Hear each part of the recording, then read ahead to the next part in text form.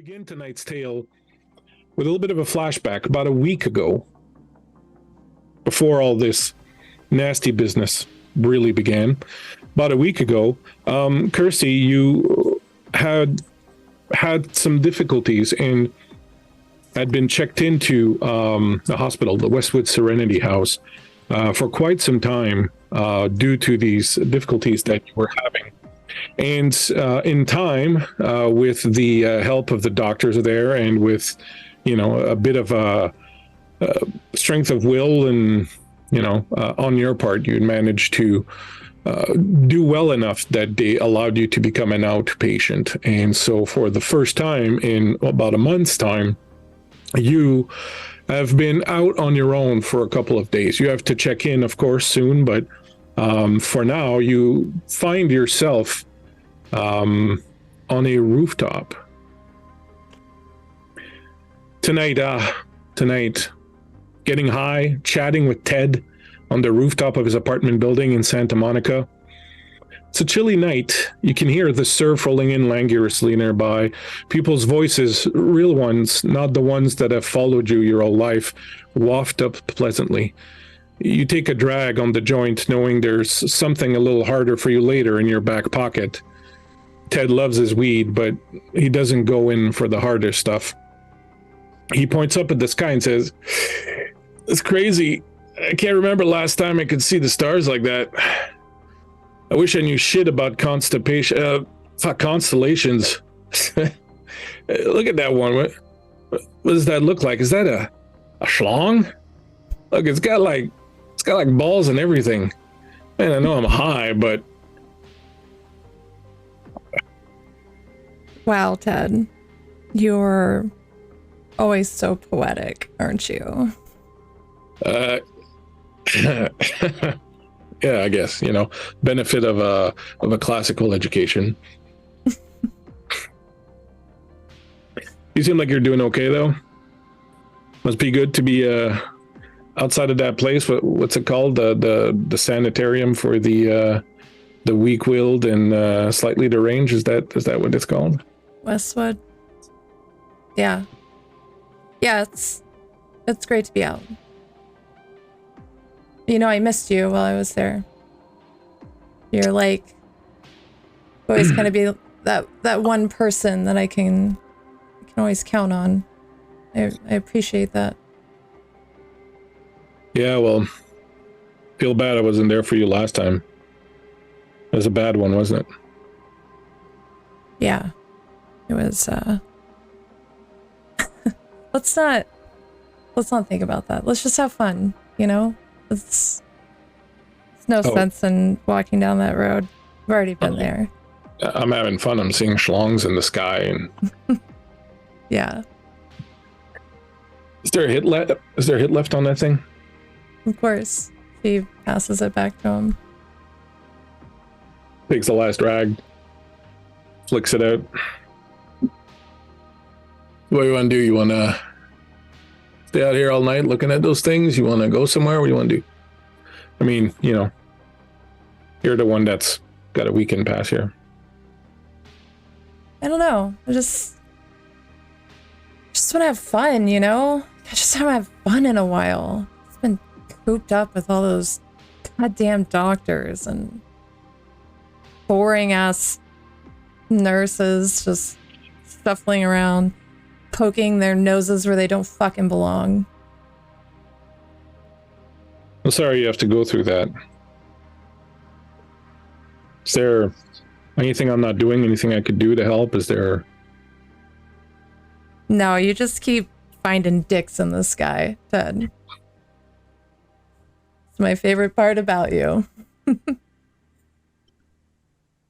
then he looks at you that way he so often does, like you're the most precious thing in the world, something you want to keep safe, and suddenly he leans in and brings his face right up to yours and looks like he's about to kiss you.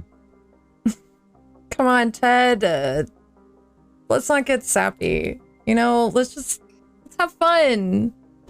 Plus, you're like my brother. How long have I known you? Come on. Yeah, no, I'm sorry. Yeah, he gets up and he walks over to the edge of the rooftop and looking out over across the road. There's the beach and the water. It's like, yeah, sorry, that was stupid. Sorry, I don't know what I got over. It must be all that, that talk of dicks and whatnot. She's gonna sit up and she kind of looks at him and he can't see her, but there's like this, it's like a sad longing in her face, in her eyes. And she says to him, I'm no good for you, Ted. You know that, right? Yeah, see, you keep saying that, but I kind of think that I'm the one who should be the judge of that, no? I don't know.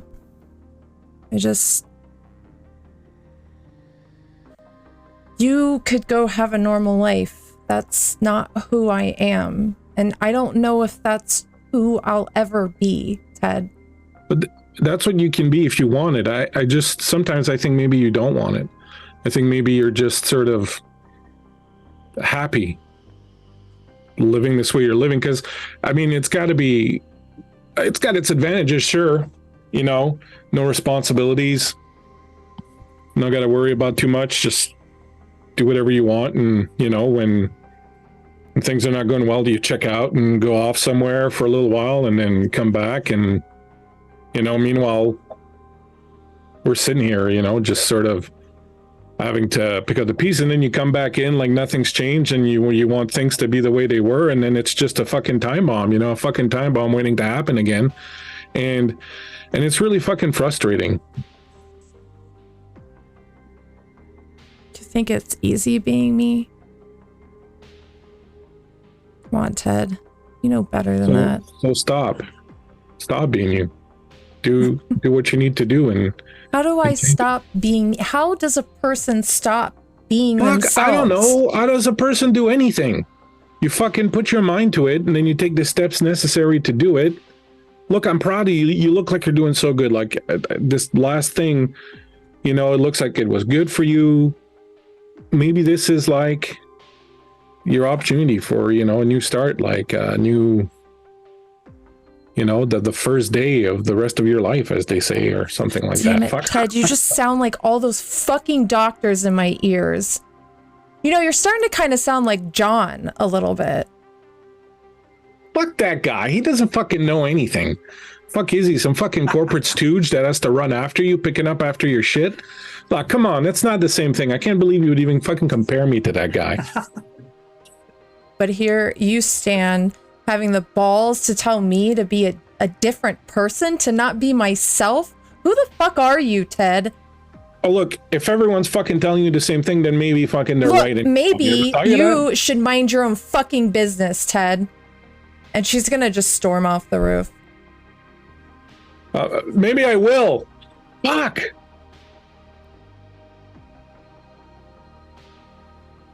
Where do you go?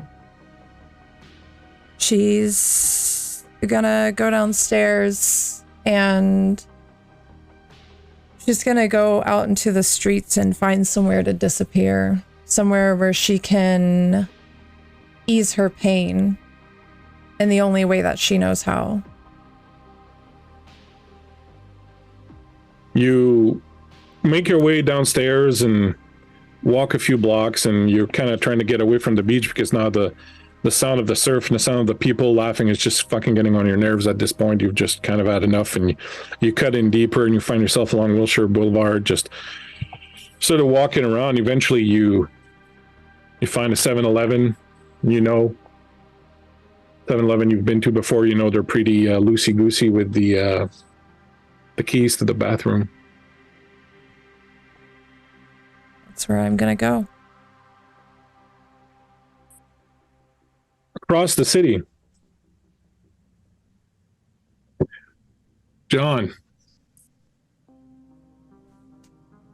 you look out the patio door of your apartment up here on the high floor. What's your place look like? Yeah, I think John's looking out the patio, the interior of his apartment it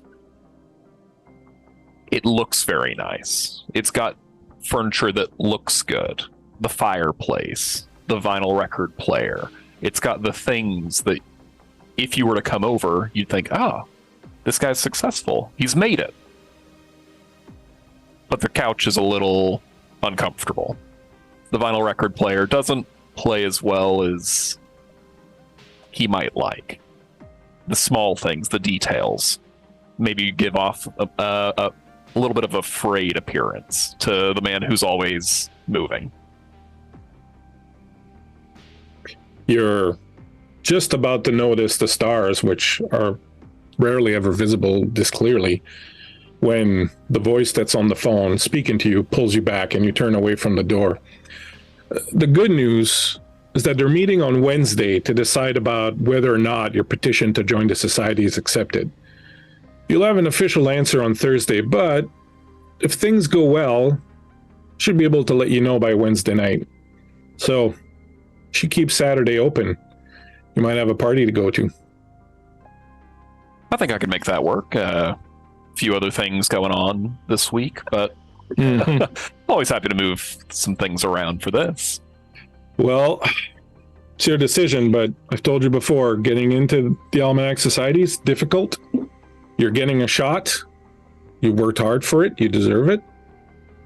But you can't blow this chance. If you blow it up because you got some fucking hot date you want to go on, then you're not going to get a second chance. So get your tuxedo, get it to the dry cleaners, get it sorted out, shine your shoes, get a haircut, sit by the phone, and be ready when the time comes. I'm offended you think I only have one tuxedo. Well, you know, you haven't hit the big time yet, so I'm assuming you're on some sort of a budget, but hey, you know, if you have several tuxedos, you're already on your way. John is immediately thinking of the fact that he has no tuxedos and is going to need to rent one for this. You say goodbye to Noor. You're pretty excited about this this news, something you've been working for a long time, and just as you're turning towards the patio door again and are about to notice the stars, the phone rings. Again, not this phone that you just hung up, but the other phone, the one only one person has the number of, and there's no number that you can reach anyone with. The one I always have on me. That's right. I'll pick up the phone, flip it open, pull up the antenna, and hold it up to my ear. You're a little surprised because as opposed to the distant, detached woman's voice with a faint British accent that usually speaks to you on this phone, this is a different voice, male, older, with a hint of a French accent. John McIntire, Emile Arcand here. I hope I'm not calling at a bad time. It's never a bad time, sir. How can I be of assistance? John, you've been very helpful in the past with my wayward niece, and first I would like you to know that I appreciate everything you've done for her. I know that it's not always been easy, and I know that you do a lot for us, and you're very dependable, and I appreciate that. I want you to know it hasn't gone unnoticed. I don't know what to say, sir. Then shut your yap and listen. Yes, sir. It looks like Kirsty's gotten herself into some trouble again. They found her in some bathroom in a 7-Eleven. She was using again. The problem is they brought her to Pinehurst, and I don't have a lot of friends there. I was wondering, could I impose on you to head down there, sort this out? You, Mr. Arcand, you never impose. I'd be more than happy to help. Well, I appreciate that, John. I appreciate that. And when you do sort it out at Pinehurst, don't bring her back to Westwood Serenity. I think they've done everything they can for poor Christy there. Bring it Where to would my you like me to ranch take in Sun Valley. Sorry? Sun Valley. Yes, sir. I'll have someone text you the details. Very good. Counting on you, John. I won't let you down. Very good. I know you won't. Oh, by the way, I hear there's an important meeting going on Wednesday. Oh, well, yes, sir. Yes. I'm certain they'll see how reliable and discreet you are, and will make the correct decision about letting you into the Almanac Society. Well, thank you. I certainly won't let you down. You realize that he's hung up already. I think John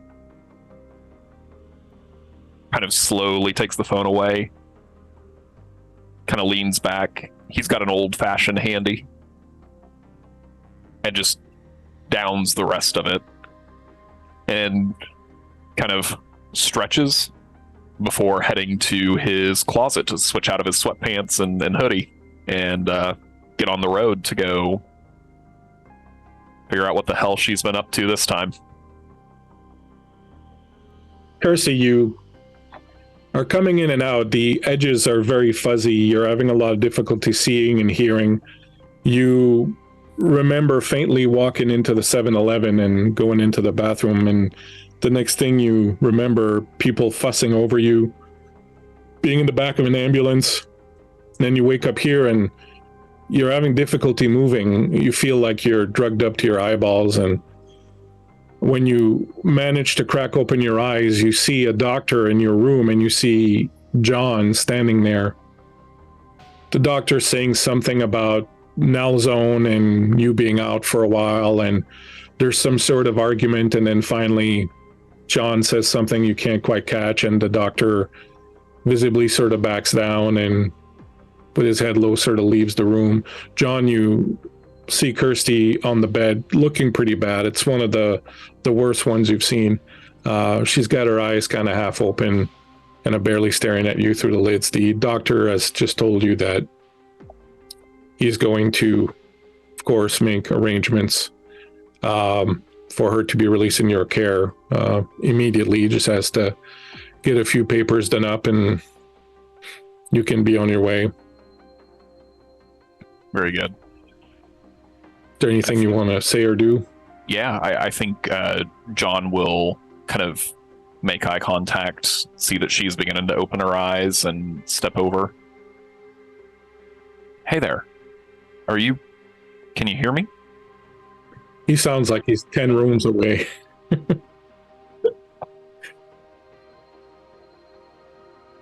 Yeah. You're not quite sure what the situation is. It's very kind of messed up, and you almost feel like you just woke up, but you know, like when you're kind of half asleep but half awake, like you're woken, but your mind hasn't completely awoken. You're kind of in that state. I just kind of like move around a little bit and give off like a groan. Yeah, you can hear me. Okay. Hey, look. I'm not sure how you're feeling. I can only imagine it's on the bad side of the spectrum. The important things are you're safe and you're okay. We're going to be heading out of here pretty soon.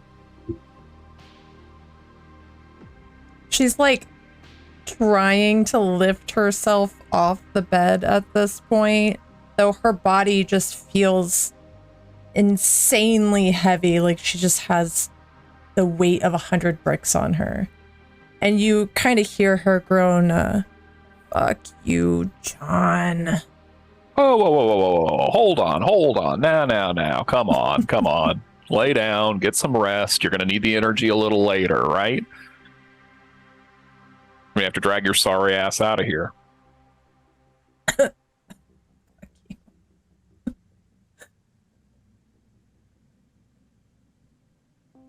People were kind of worried this time, you know. Yeah, worried. They're always worried.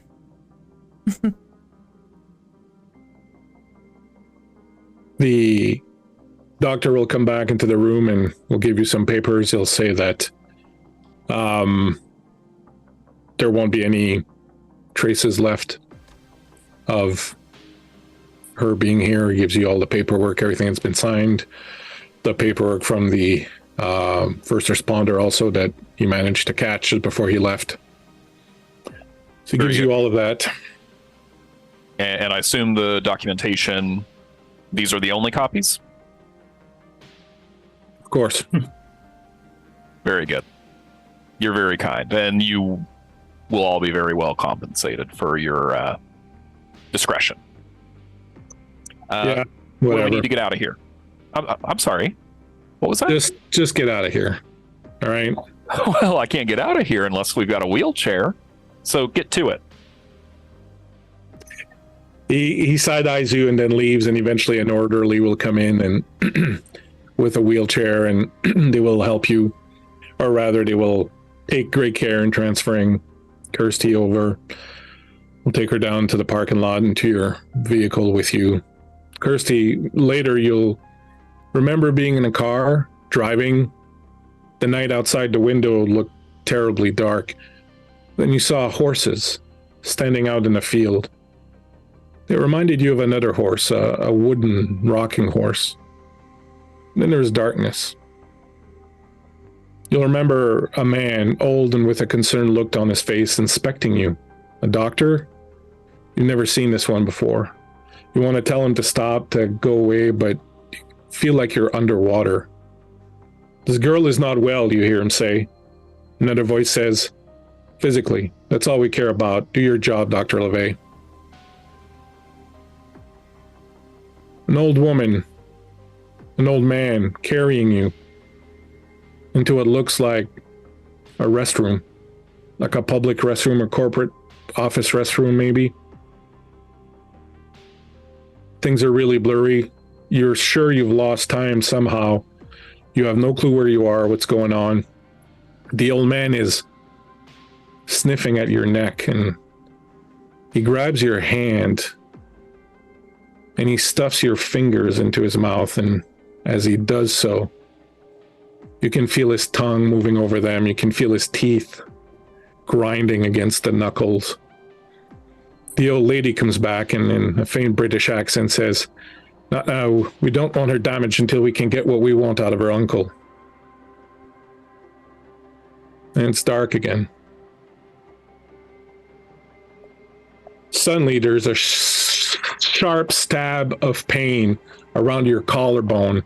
You open your eyes. There's this man on top of you. He's dark skinned, dark hair. He's holding you down. You realize you've been struggling with him for a while. You're in some sort of enclosed dark room. There's a loud clanging noise that's happening just next to you. And this man is on top of you, and he has a very impassive face, but he looks like he really means business. And as he's kind of pushing down on top of you, you're looking around, looking for a way to defend yourself, and you see just slightly out of reach over there what looks like the handle of a knife, and you reach out with your fingers and you grab it and you bring it up and you stab him in the throat, and the blood starts pouring out of his throat all over you. He falls down on top of you, tries to get up, looks at you like he can't believe what you just did, like you just committed the grievous error ever. You're holding the knife still, and with every pump of his heart, you can see blood coming, and you can feel the knife jerking in your hand. Then he lays on top of you and stops moving. What do? I'm gonna shove his body off of me. How much of my agency do I have? Am I able to get up, move around? You're feeling very stiff, like maybe you've been confined or cramped up for a long time. You haven't moved in a while. Everything hurts, your joints, your knees, your leg, your muscles in your back, everything. It feels like maybe you were like in a small box or something, and now you've just kind of sprung out of it, and you're completely disoriented. You have no clue what's going on. There's this clanging noise. There's this rush of air that keeps coming in. You can sort of see over on the side what looks like grating, and then further down that way, there's like an air duct that continues and then kind of gets about halfway the size and continues down. Yeah, my flight response just instantly kicks in, and I'm going to be doing everything in my ability to attempt to push this body off of me and to just scramble out of where I am. You come out pushing the grate. It hits down on the floor. You come out in what looks like that bathroom that you saw earlier. You get up, you rush for the door opens, and then suddenly everything goes black again.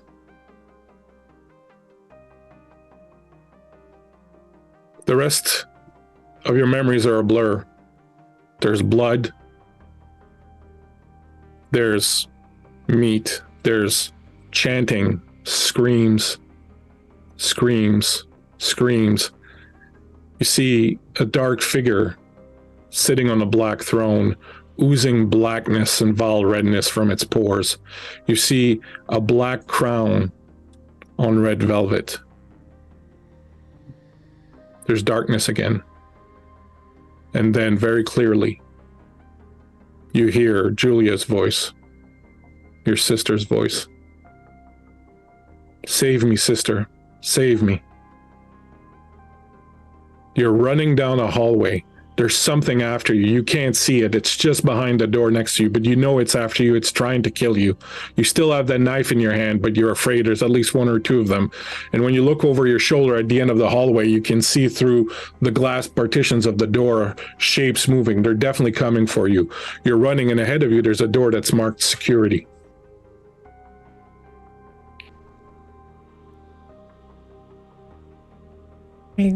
I go in there. I close the door and lock it behind me.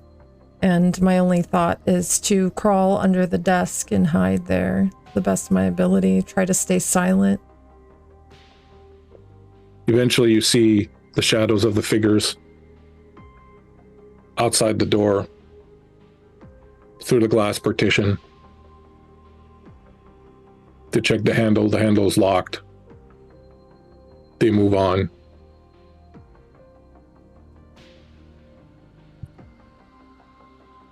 Meanwhile, a week later, well, at this point, moments later, the rest of you, 10 minutes ago, you were all screaming, talking over each other. You're there also, obviously, at this point, Creep. 10 minutes ago, you were all screaming, talking over each other. And then Miss Santorino showed some of that low seven-figure HR big brain boss attitude and herded everyone to the conference room. Davis called, put one of his guys on the door, then he took the other guy and the woman out to clear the rest of the floor. You all held your breaths for a while, but no gunfire shattered the stillness. Now you're all sitting around the table, the apostles at the Last Supper waiting for Jesus, who's late as always, to show up and tell you what the fuck. Everyone with questions, exclamations, just plain groans, holding them in, waiting for someone to take the lead, because whatever poor asshole speaks first is it. That one better have the answers. Oh, sorry, Carla says as she stumbles in, almost tripping, bouncing off the guard, arms filled with candy bars and cans of soda from the vending machine in the security office. She drops the lot on the table like she'd remove her bra at the end of a long day, just sort of sighing everything away from her body with extreme tiredness. Free. Then she comes over to Mr. Chase, bends low to his ear. Sorry, Mr. Chase. They didn't have any Diet Coke. I mean, they had some, but the machine wasn't working, so I got my arm up there as far as I could, and I think I ripped the sleeve a bit, but all I could reach was the Sprite and the Coke Zero, so I got you a Coke Zero, and I got the Butterfinger too, though that machine wasn't working either, and I think I sprained my wrist reaching in, but I'm so sorry they didn't have any Diet Coke. I'm sorry, sir. I wasn't that thirsty anyway. Don't worry about it, Carla. Have a seat in the back row against the wall. All right. Yeah. And as she moves to sit, Miss Santorino goes, Carla, why don't you go and wait outside, actually? We're not going to need you here for a little while. Thank you. She looks to you for... Yes, please. Take a candy bar before you leave. Thank you. And she grabs a payday. Appropriate. She exits the room. You are left in the room, the four of you. Miss Santorino's there. You know that Dr. Carlisle, the computer expert, was killed at some point by one of the creatures who attacked Dr. LeVay. You were pursued, Dr. LeVay, by that creature, and it was shot and killed by the security guys. And when you arrived in the server room, you found all these wonderful people waiting there, and they'd rescued somehow, or had found at least someone you recognized from a little medical inspection you had been tasked with doing a few days ago. But there wasn't a lot of time to sort of go over all the details, and you were herded out of the room, and now you find yourselves here. And Miss Santorino looks over to Mr. Chase and goes, I believe you're the expert here. What exactly did we just witness in there? Well, Miss Santorino, excuse me. The world is far more complex than most of us truly understand. That which we perceive in front of our eyes is but a veneer that masks a much more primal existence. I believe that we have encountered a delivery man or delivery men who have somehow become overwhelmed with monstrous feelings. And did they actually look different? Did they look monstrous as well, or were they just acting super weird? I forget.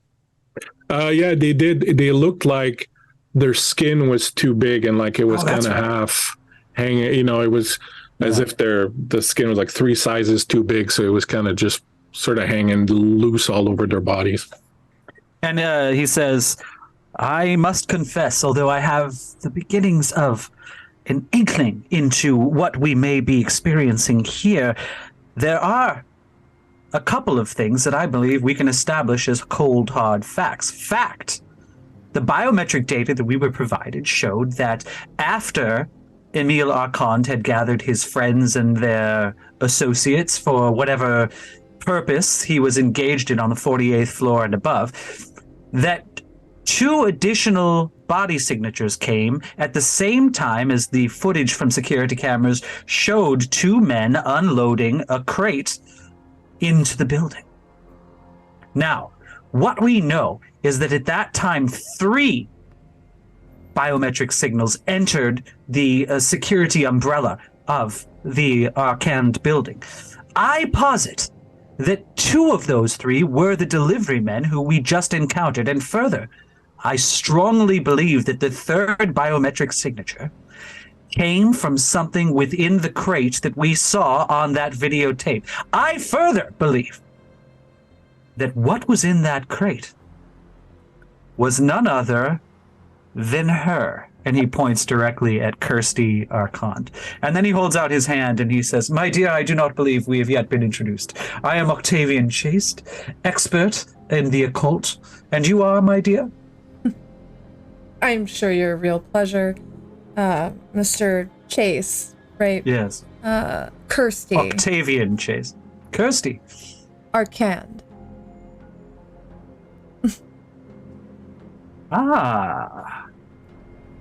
You are related to Emile Arcand? Unfortunately. Then, my dear, you may hold the answers to exactly what is going on here. I believe that you play a much more central role than many of us. I am, after all, merely a contractor and a consultant, but you appear to be, you are, by your own confession, family. Yeah. Yeah. So did you come here in a crate, Miss Arcand? Miss Santorino? I mean, I've got some blurry memories.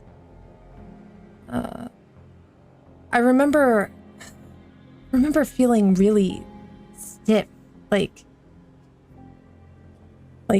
I've been cooped up. So I mean, yeah, it's totally possible. I wouldn't put it past my fabulous uncle to stuff me in a crate like some fucking animal. Yeah, sure, why not?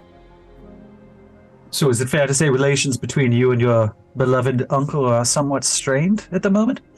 At the moment. Or longer, perhaps? Yeah. Yeah, you can say that we were never really on each other's good sides. I wasn't necessarily the good child. The shining example of a niece. Not the one he wanted, at least. If he was indeed the person who brought you into this building in the middle of the ritual in which they must have been undertaking, then perhaps I think you undersell how much your uncle may have wanted you at all. Ritual? He does care for you, you know. What are we even talking about? John, shut the fuck up, John. Where have you been, John? Where have you been? Last I checked, I was crawling through a dust-filled vent to save your life. Right. Yeah. I turn to the doctor and I say, Dr. LeVay, it must be strange to be with me, one of the only people who does not have a prior relationship, apparently, with Kirsty, didn't you say? I can't imagine I know what you're talking about. Here we go again. Yeah. Your mind slipping you, Doctor? I turn to Miss Santorini and I say, Miss Santorini, I assure you I have no previous association with this woman. I think I would have remembered your face. Well, as do I. Sorry to interrupt, but while this is going on, I do have a few holds that I want to play. Oh, no. John, it's starting.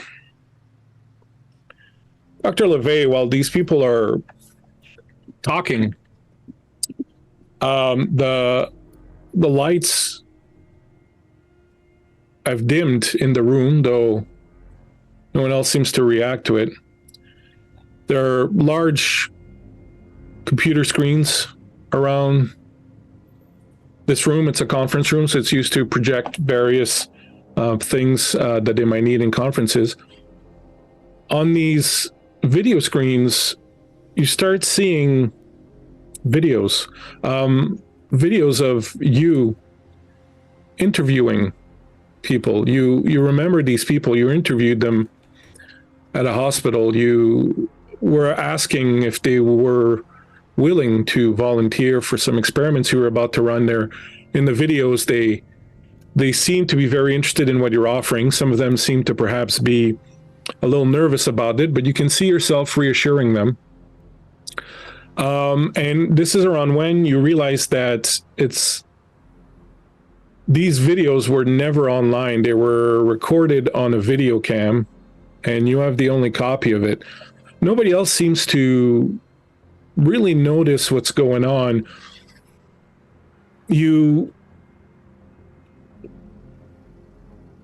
What do you do with this? He is paying very little attention to the pleasantries and the maneuvering of Octavian and the rest of them as these visuals are coming up behind them, and he's just sweating, and then he just blurts out, "We need to get to the bottom of this computer system. Obviously there's something wrong. I've seen something in the goddamn footage. Something, I hate to say this, Chase, but perhaps pierces the veil that you speak of. There's something going on with this hair, and I don't know why I'm here." And he just grabs a candy bar off the table. As you turn away, you hear Hera's voice, and only Dr. LeVay hears this, come in on the speakers. "Doctor, your experiments may be distasteful to some, but they are vital. Inch by inch, you're pushing the illusion to the breaking point. You and hundreds, thousands perhaps like you are heroes. You are needed. Your kind is imprisoned by the illusion, and your actions weaken it. Your work is vital." The lights come back up. The computer's screens are blank. I'm just going to slam my hand down on the table. The work I do is important work. Doctor, are you okay? You're being very disruptive. If you need to self-medicate or something so that we can focus on the task at hand here, then do it. These outbursts are not helping anyone. We're already on edge enough as it is. You're not helping anyone. Get a hold of yourself. Kirsty's ears like perk up and she kind of leans across the table to the doctor and goes, "He's squirreling away some drugs over there, Doc. Got anything to share?" Absolutely not. I think there's a time and a place for everything, Kirsty, but now I think sobriety is what is required. Oh, you're so boring. All of you are so fucking boring. Jesus. I'll have you know, I am the author of 4 books. I'm asked to speak at conferences all around the world. This is the first accusation that anyone has ever made that Octavian Chase is boring. Miss Santorino, I do not understand why I'm here. I'm not here to babysit or to analyze. I have work to do. None of this makes sense. I agree with you. None of this does make sense. And that's what we're trying to figure out exactly how to make sense of it. Now, you can either be part of the solution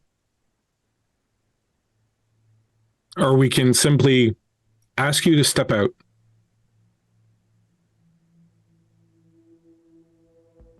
And I think you probably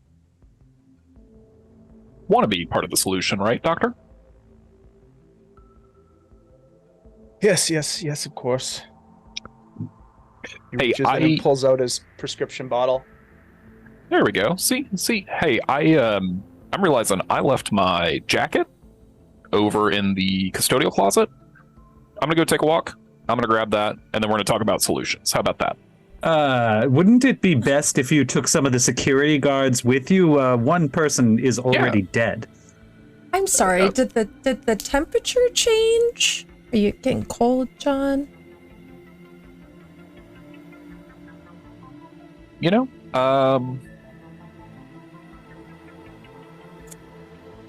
just feels like a good time for a break, yeah? I Just feel quick- like we've hardly gotten into this, like, a ritual. What is this ritual? We're throwing this word around here. Do remember that I have no idea what the fuck is going on. I just woke up here. Would anyone like to fill me in, maybe? John, would you like to fill in Kirsty on what she appears to have missed? Or shall I? Or perhaps the doctor?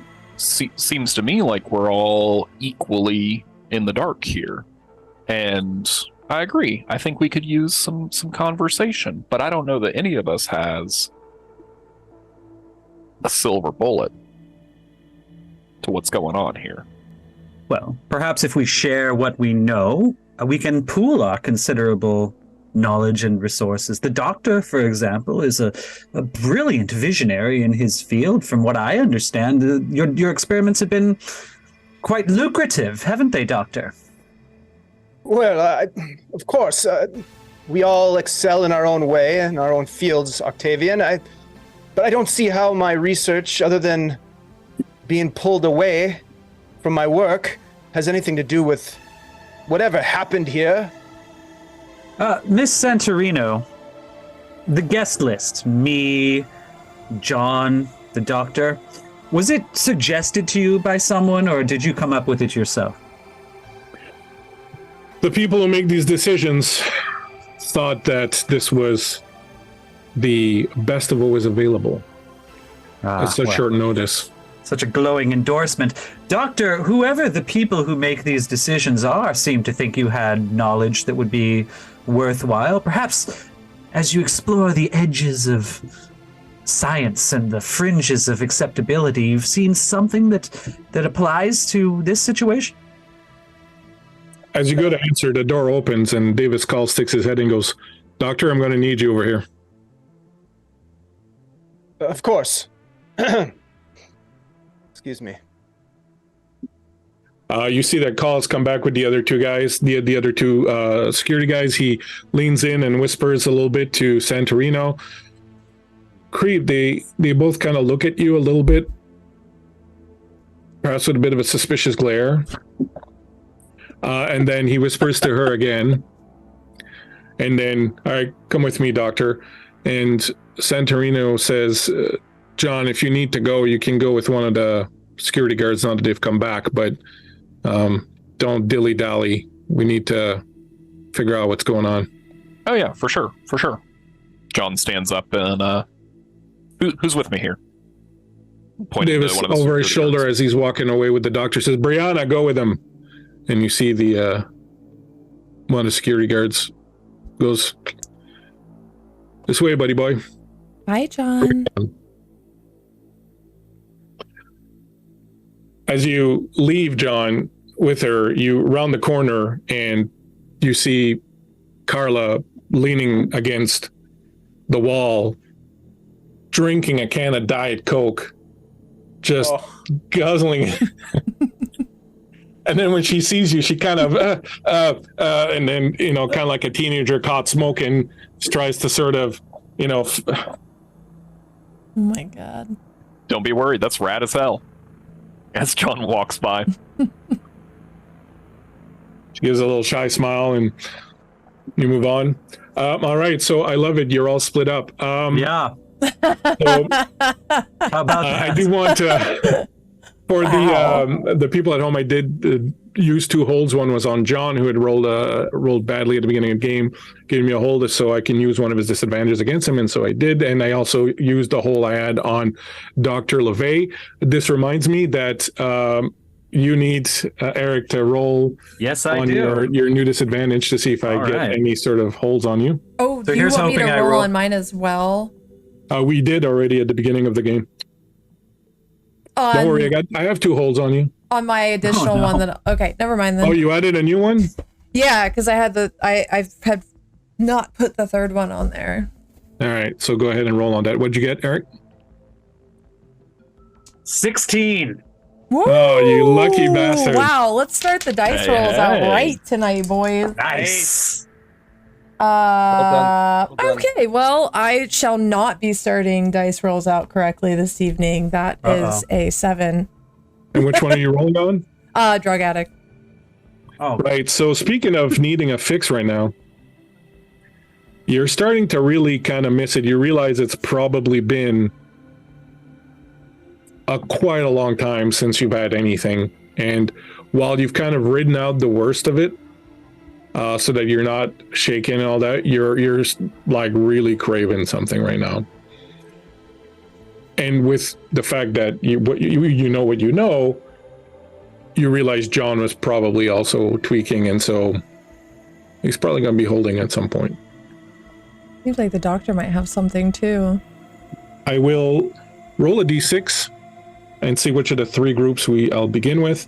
So one will be in the room with Eric and Creep. 2 will be Dave, and 3 will be John. Oh, they just So- left you here with me, Eric. That's right. Dr. LeVay, as you're walking with Davis Call, the head of the security, he's carrying a briefcase, like an aluminum briefcase, and you seem to be heading towards the security office. And as he reaches it, he stops, goes, fuck. Sorry, Is it- doctor, we haven't had time to clean it up. Are you okay to come in? I'll move the body. Just, are you going to be okay? Yes, of course. I was there when it fucking happened. All right. He opens the door. You walk in. You see again Dr. Carlisle's body, sort of leaning over the counter, her head having gone through the glass partition and her throat having been severed by the broken glass. Such a waste. Carl's like, yeah, well, he puts the briefcase down and he's like, all right, give me a sec. I'll be right back. He steps out of the room. I'm gonna try to hack into the system. You sit down at the computer. You fire it up. And then you hear, Doctor.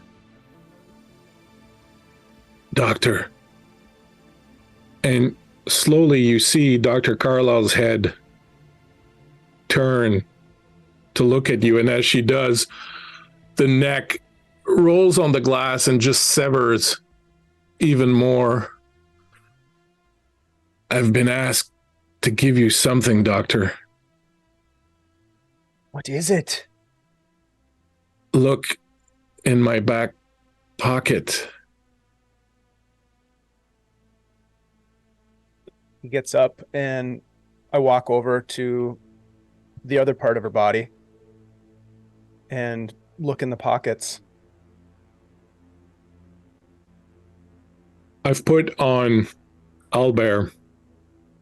You pull out of the pocket what looks like a magnetic lock key. It is black. On the front is the design that you see here, and the words there that say, "The Queen invites you."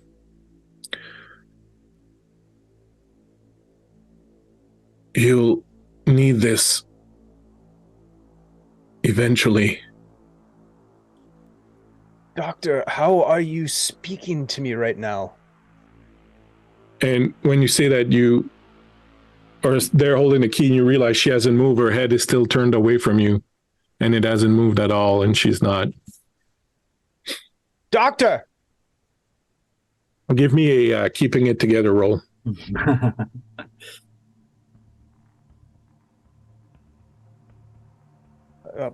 No, not even close. That's going to be 6.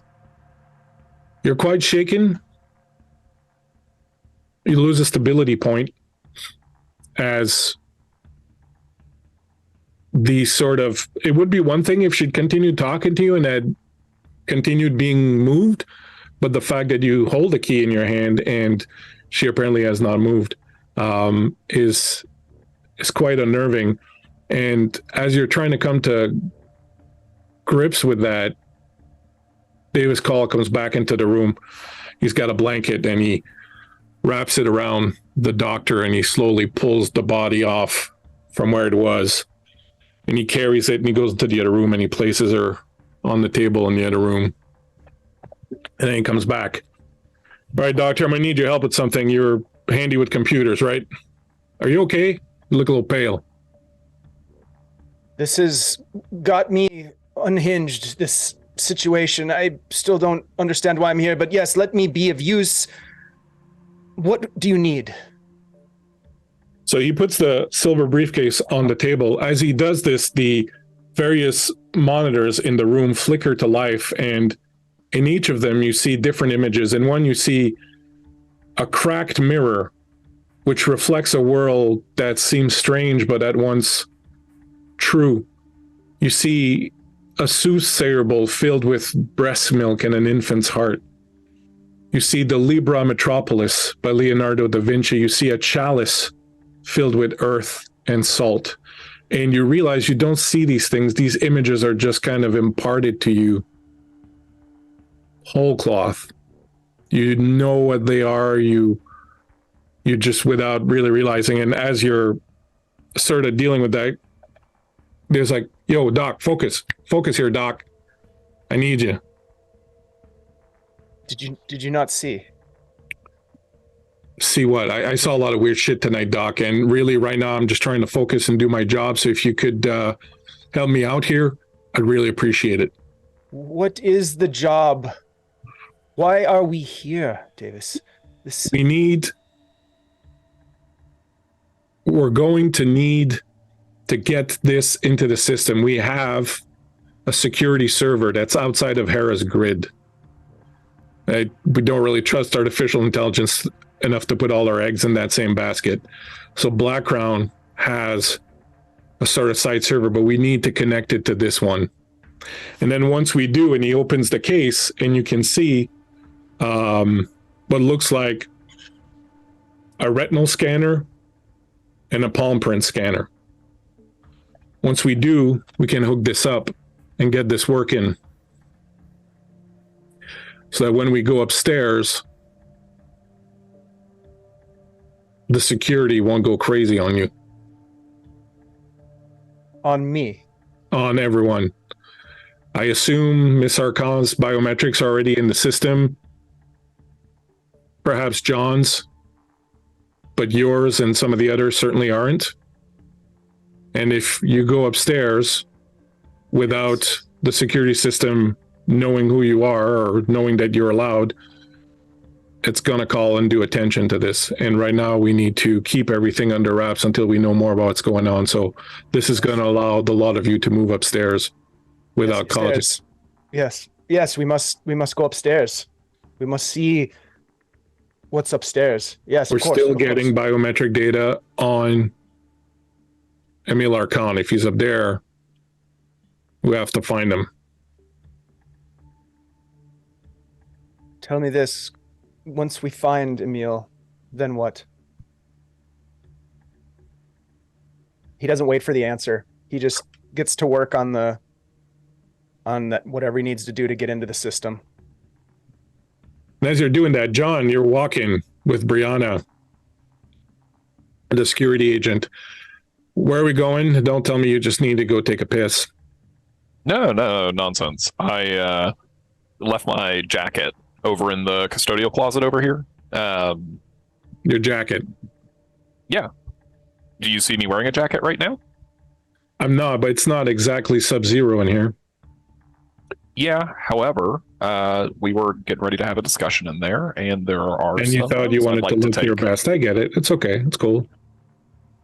Not for me to question why someone wants to go out gallivanting in the halls after being attacked by whatever the fuck that was that we just shot down. Well, and I suppose it's not for me to question why a security guard has so much sass. Oof, you know, I work for Blackround. I don't work for you or for Archon. Yeah, you're right. To me, you're just another empty suit that needs a little hand-holding. So let's go get your jacket. Let's.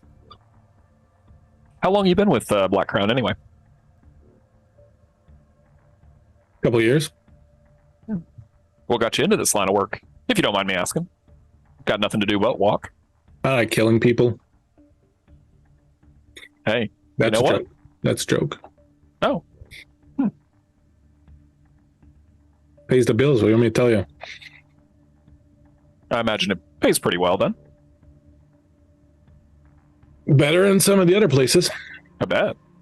What's the worst job you've ever had? Because there's got to be some bad ones. You mean with Blackround or? No. I would never ask you to speak poorly about Black Crown. Well, I think the worst job I ever had was when we raided in Hungary a underground porno production site that was doing child pornography, and we went in there and we killed everyone. The worst part about it was that we were a little late. And it's fine enough to shoot someone who produces child pornography in the head. Like, you know, feels good, you know? But it's not as good as when you also get the kids out of there. And we didn't that day. And it was pretty bad. And most of it was because the reason why we were late was because there was a bunch of empty suits upstairs talking about this, that, legality. Should we do this? Should we not do this? Liability, insurance. And so we were delayed 3.5 hours. 3.5 hours we waited outside this building, knowing what was going on in there, waiting for some empty suit somewhere in some fucking building, halfway around the world to go, all right, fuck the dotted line. You go and you do what you gotta do. And by the time we went in, it was too late. For what it's My worth. worst day on the job, it was that. I'm sure you don't need to hear it from me, but for what it's worth, I'm sorry. Just next time you're sitting there and you got someone on the other end of the line who's waiting on a response from you to do something you know is right, don't fucking dick around too long. I find that I'm not usually the one who is waiting to sign something. I'm a little more action driven myself. Legality, liability, those things can get figured out. You probably won't believe it, but I believe in helping people too. Well, you certainly helped that girl in there earlier. That's pretty brave of you, but she seems pretty pissed at you, so yeah, no. Yeah, I feel like you get a little bit of that when you're the person who always shows up on the bad day, right? I'm sure you get that. True enough. Hey, real quick, You need to stop by the bathroom to take a hit before we go back in. That's fine. No. Wow. Do you think I'm an addict? Do I think you're an addict? No, I don't think you're an addict.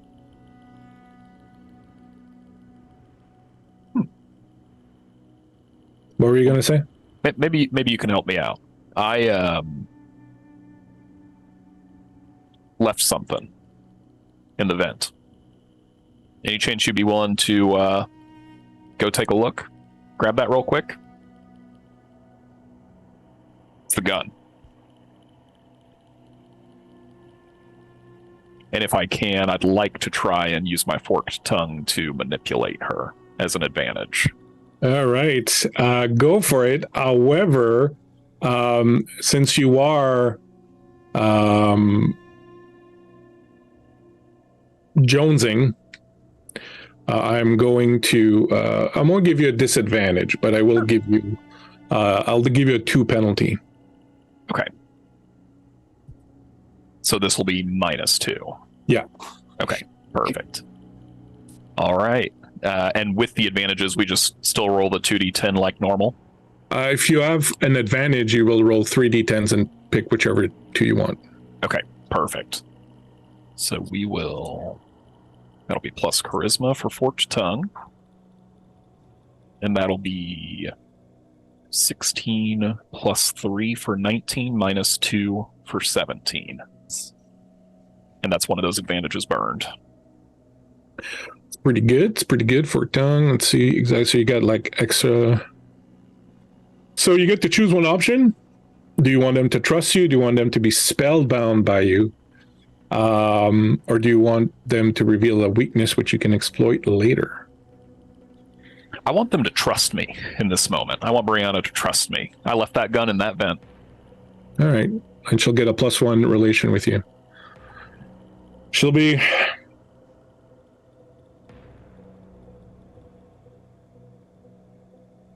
All right. I'd rather not leave a gun hanging out where anybody else can get it. You gonna wait here, or you gonna go back? My jacket's just right here. I'll stay here. All right. Won't be long. All right. She'll take off at a trot. Perfect. As soon as she is out of sight, I'll walk into that custodial closet, grab my jacket, and find the little... it's a little metal vial that has probably just enough for one bump, one hit. Okay. You will do that. Are you currently rocking any instability? No, John is composed. He's very composed. All right. So you take a bump and suddenly you feel much better, much more confident. I'll give you an advantage on your next roll, whatever it is. Thank you. As long as it's within, let's say, the next hour or so, when this is kind of really... Are you going to stay there or head back? So here's the thing. I did not leave the gun in the vent. Well, And- I was, that's what I thought you. Yeah. I did not recall you leaving it. And when you said the forked tongue, I'm like, I would see up to. Yeah, so I probably need to plant that, or else Brianna's not going to trust me very much. Any chance I could move pretty quickly here? Maybe try to act under pressure or something like that? Absolutely. What do you want to do? Tell me what you want to do. Yeah, I think there is that vent entrance here in the custodial closet where he left his jacket. I think he's going to put the jacket on, go straight in. He remembers probably the path to get to where the delivery driver is probably still decomposing there.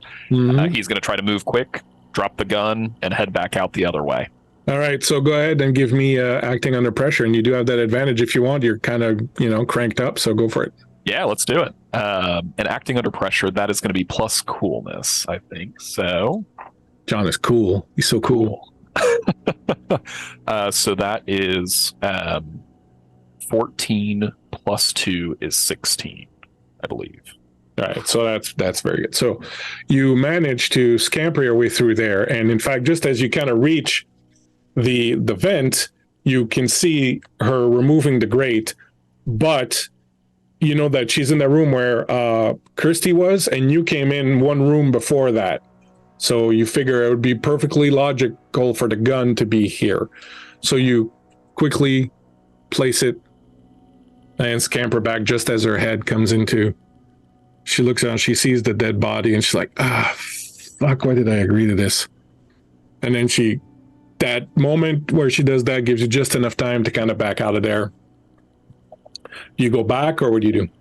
Yeah, John will head straight back, and he'll wait for Brianna. When she shows up, he'll have a little notepad and a pen in his hand and say, "This is what I wanted." Okay. You're right, you did leave your gun in there. Try not to do that too often. Sorry, I'm not too... I mean, I know how to use them, but don't really feel myself. You're not going to shoot me, are you? Like by accident? No. He's right. got very bad trigger discipline. He's got his finger on the trigger right now, kind of waving the gun around a little. Okay, you walk in front of me. Yeah, for sure. You got it. Keep that thing pointed away. Don't put your finger... God damn it. And she'll walk you back towards the main room. Is there anything else you want to do on the way there, or are you good? I think John's good. Okay. Back in the room with Miss Santorino and Octavian Chase and Kirsty. Why are you here, Miss Archon? Don't know. Why would I hide something like that? My dear, we've only just met. There may be many reasons for you to hide something like that. I feel like you seem to know more than any of us here, so why don't you, Chase, Dr. Chase? No. I'm not a doctor. Everything I've learned along the way, so to speak. Mr. Chase. You can call me Octavian. Octavian. You seem to know the most out of everyone, so maybe you know why I'm here. I only know what I have heard and what I have been able to perhaps piece together into the semblance, a shadow, if you will, of what might actually be going on. Might I ask you a few questions, Miss Sure. Archon? How could you describe your relationship with Emil Archon? Beyond the family relationship, that is. How did you get along? What do you know of his interests? He always seems to show up at the wrong right time. If that makes sense. No, it doesn't. Perhaps He's you real could good say it at a different cleaning way. up after me, Mr. Chase. Ah. And is that a thing that needs doing often? Yeah, Oh, I'm so sorry to hear that. I'm sure you are.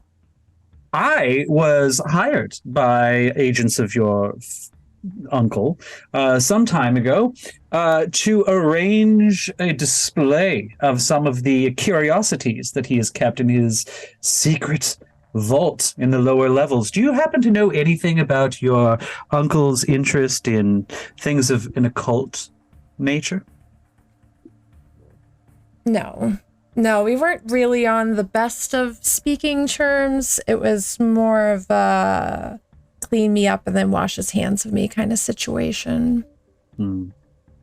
Must be so challenging to have a younger generation in the family.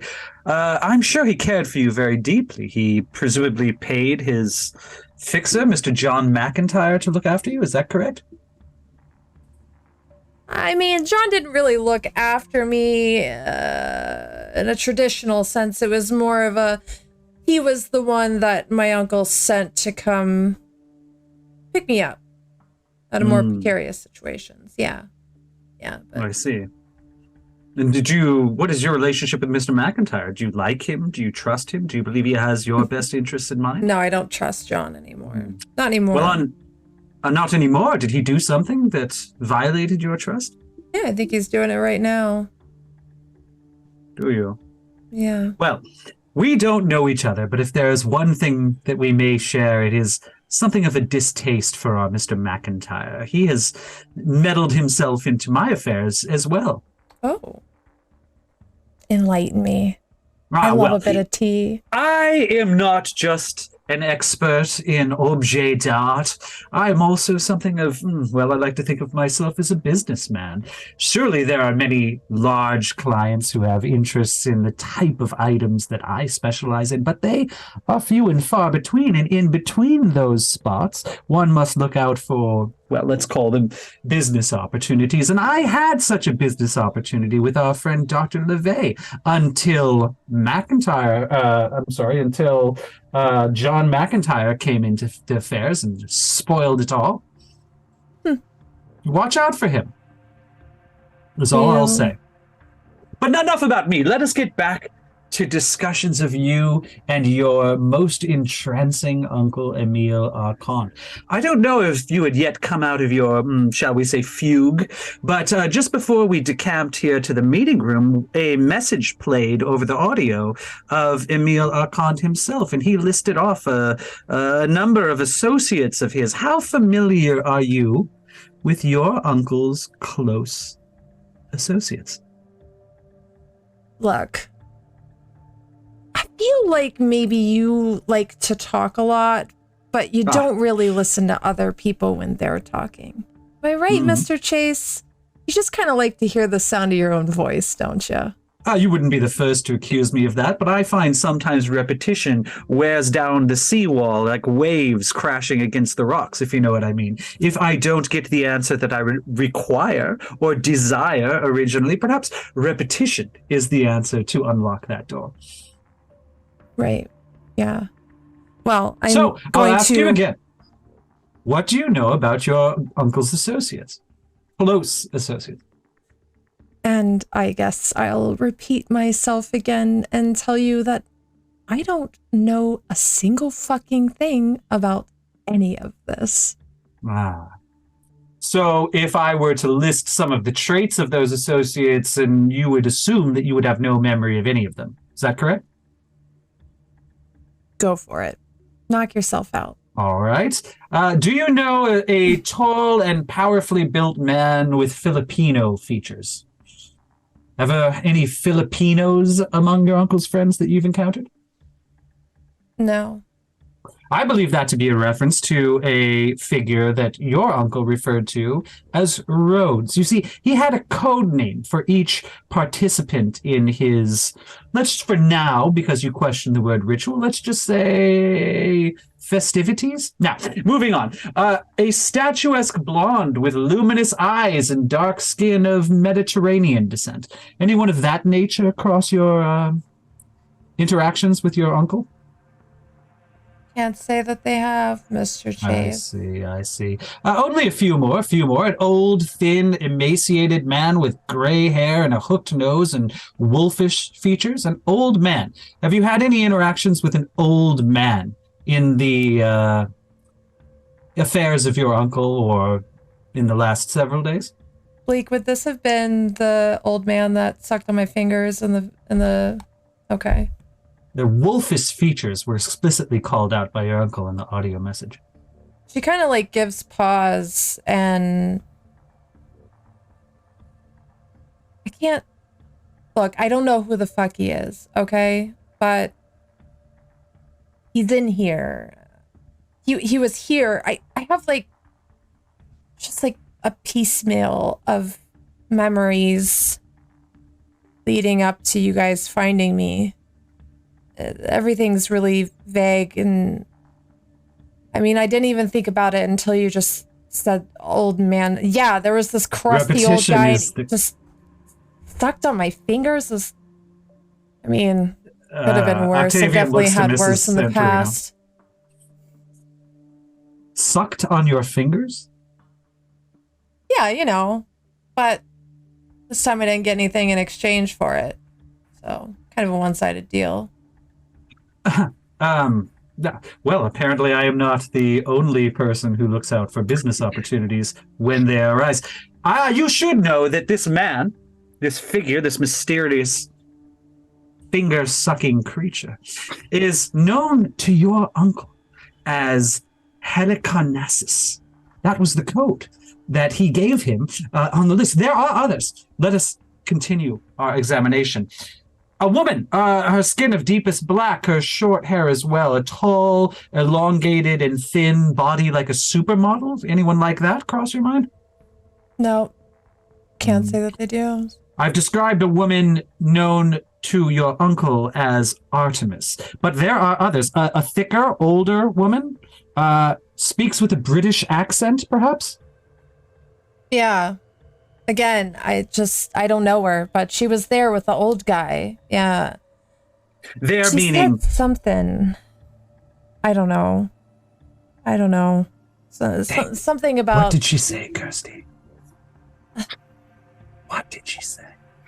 Look, my memory is not so great, Mr. Chase, okay? Uh-huh. So try harder. I don't remember. But she said something to you. Or Not did she to say me. it to Helicarnassus? Not to me. She wasn't talking to me. She was talking to the old guy. You know, it's like she wanted to leave me alone. Like I was something that wasn't to be messed with like that. To be messed like with that, meaning the finger sucking? Yeah, you know. I fear we are going to learn things about this ritual of your uncle's that we wish we did not know. All right, so that woman was Olympia in the ritual. So you had interactions with Helicarnassus and Olympia sometime after. Well, now, can you place whether these interactions happened before or after the stiffness that you felt from being in that enclosed space? I mean, it had to be here. It was definitely here. So, I mean, I don't know. I felt like I was on drugs. Like I was really heavily drugged, you know? You drugs that you knew you were on, or drugs that you feel had been administered to you beyond. Forgive me for the assumption that sometimes you imbibe drugs of your own. But, I mean, let's be honest with one another. Let's be. She kind of like flexes her fingers. And you can see between the ridges of her knuckles, there's just years worth of needle pock marks. Yikes. For a 20-year-old, she looks a bit older than that at this point, though she's still very small and frail and dark circles under her eyes, the whole nine. I definitely noticed that, and as he's asking, he's kind of like doing this sort of business with his fingers as well. But you realize that he's wearing like supple cotton gloves on both of his hands. It just must be just like a style affectation or something like that. He has one of many, and he says,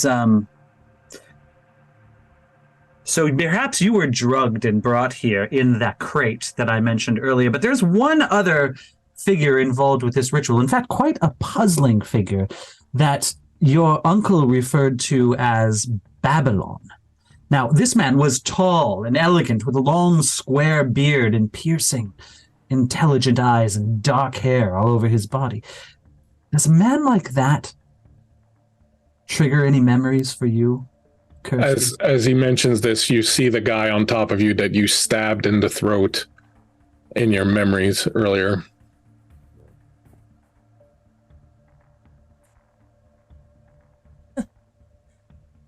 I mean,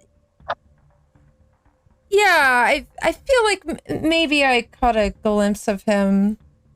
She's like obviously not going to implement herself in a murder. She's already a piece of shit.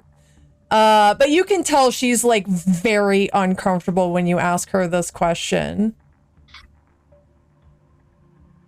Forgive me, I do not mean to... Well, I guess, since we're being honest, I do mean to pry.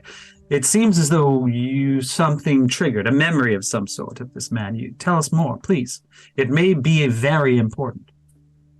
At this moment, John and Brianna would be returning. Brianna will stay out, but John will... Got my notepad. You feel better, John? I would like to use my intuitive behavior advantage to see if I recognize that maybe John's been snorting a little bit of the booger sugar. Right. So go ahead, and I do believe you will make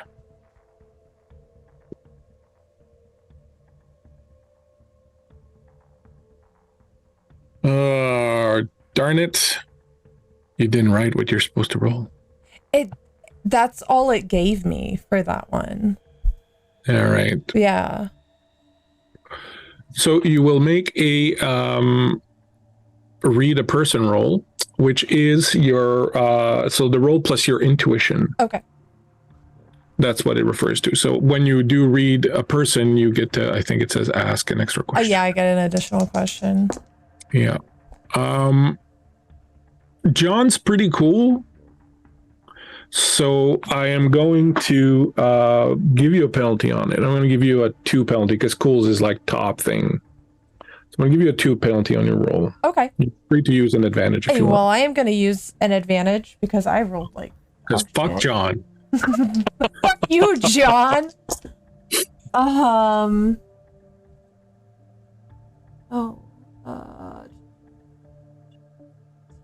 How much of it disadvantage to?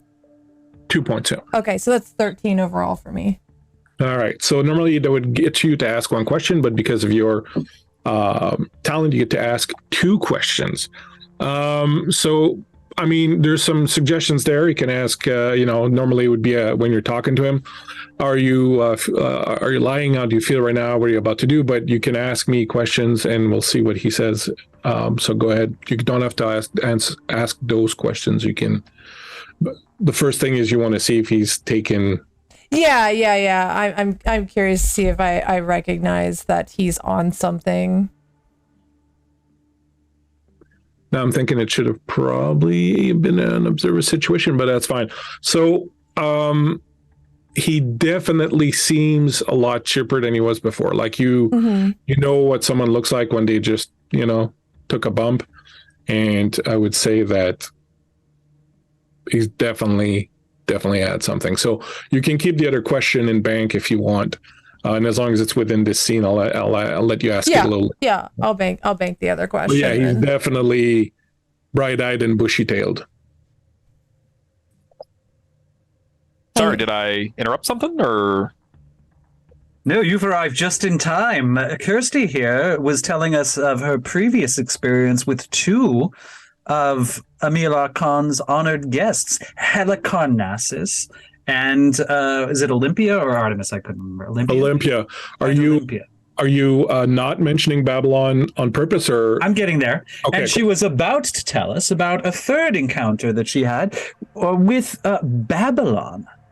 Oh, The member of the ritual that we believe was killed based on biometric data and other clues. So tell us about your encounter with this Babylon, Kirsty. We are all very interested to hear. And while you think of your response, Kirsty, we will go back to the security office where the good doctor is busy working away trying to hook up this equipment that Davis Call has to the server. It's not very difficult. He gives you like parameters and he gives you where the back door is, and you go in, and you do realize once you go in that there's a separate server in parallel to the main one that Hera controls that is completely independent of the system. And basically all you're doing is backdooring it in and trying to connect it. While you're doing that, is there anything else you want to try to do? Yeah. Marcus is going to code some sort of an algorithm that will crawl the system in to search for any information that they have on his research. Okay, so you do have inventor and hacker. Mm-hmm. Inventor will allow you with your role, if you want, to regain some of your composure. Go ahead and let's start with the inventor first, since if you manage to get rid of some of your disadvantages, it'll be useful for you on the hacker. So Go ahead and roll your reason. So you roll your 2d10s. Okay. And add reason. Plus your reason. Don't forget to add your penalties for your instability. Right. Yeah. So I have a -1 to that roll. Yeah. Okay. That is going to be a 9. Right. So a 9. Hold on, give me a second. All right. So even though it failed, your roll fails on this one, I'll let you get the workaholic stability anyways, because you're working on it, you're focusing, so you can gain 1 stability point. He just shouts out, "Damn it!" Everything okay there, Doc? It's fine. And now give me another roll plus reason for your hacker, this time perhaps with less of a penalty if you healed up your stability. Ooh, that's better. So that will be 18. Okay, so here's what I'm going to do. So for your inventor, you completed the construction repair, but you had significant flaws, some of which were hidden, which gives me a move. The other one, with your 15, you get to accomplish your task without a problem. So I will give you the option of taking that. So the 9 on the inventor, which means I get a move and there's some flaws in your thing, but the hacker 15, or I will let you basically bring the hacker down by 1 and bring the inventor up by 1. So that they will both be sort of baseline successes. Yeah, let's do the baseline successes. I like that idea. Okay. So your construction has minor flaws, which means that you get to choose whether it is not very durable, whether it is not very effective. It wouldn't really be lethal. All right. So I'll say that. Maybe, go ahead. I was just going to say the effective, probably, maybe. Yeah, I was thinking maybe the Harris system picks up on it somehow and maybe has some sort of response.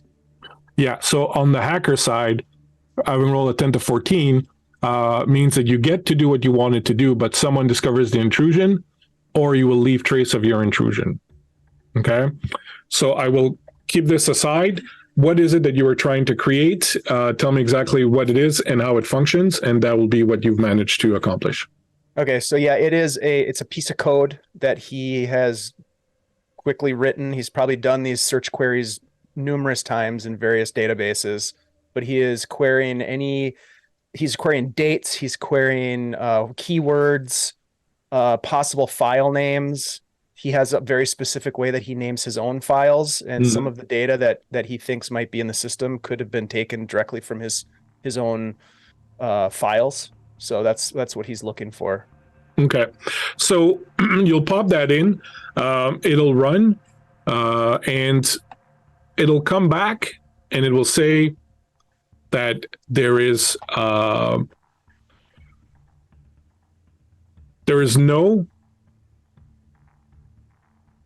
of the files you're looking for, or none of the files associated with you on the system. However, that response is inconclusive at a 93% certainty rate. So 93% sure that there's nothing of yours on the system.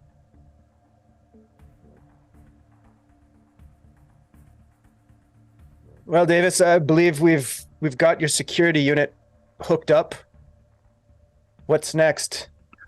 All right. Well, we're going to take this machine back to the other room, and we're going to get everyone scanned into it so that we can get moving. While we're at it, so the elevator, there's two security protocols for the executive elevator. One was the password and voice recognition, which played out in our favor when the computer decided randomly to play some shit from fucking Archon's musings.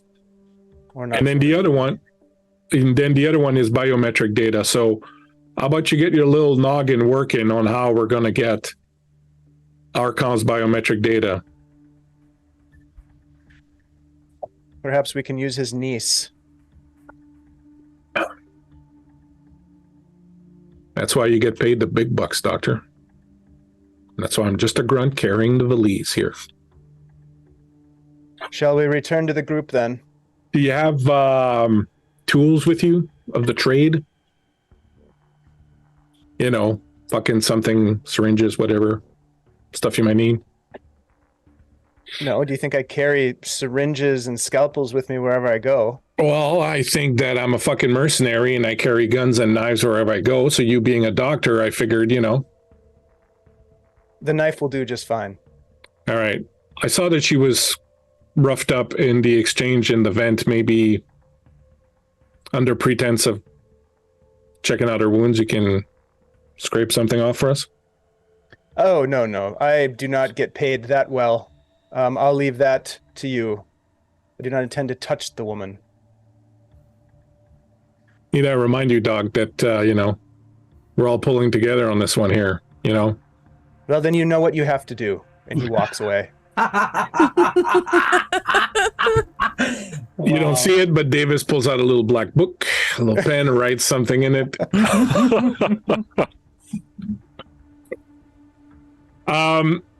Back in the other room. Yes. You've been put on the spot, Kirsty, and just as you're about to answer, the door opens and the good doctor and Davis return. Good doctor. Loose terms there. Yeah.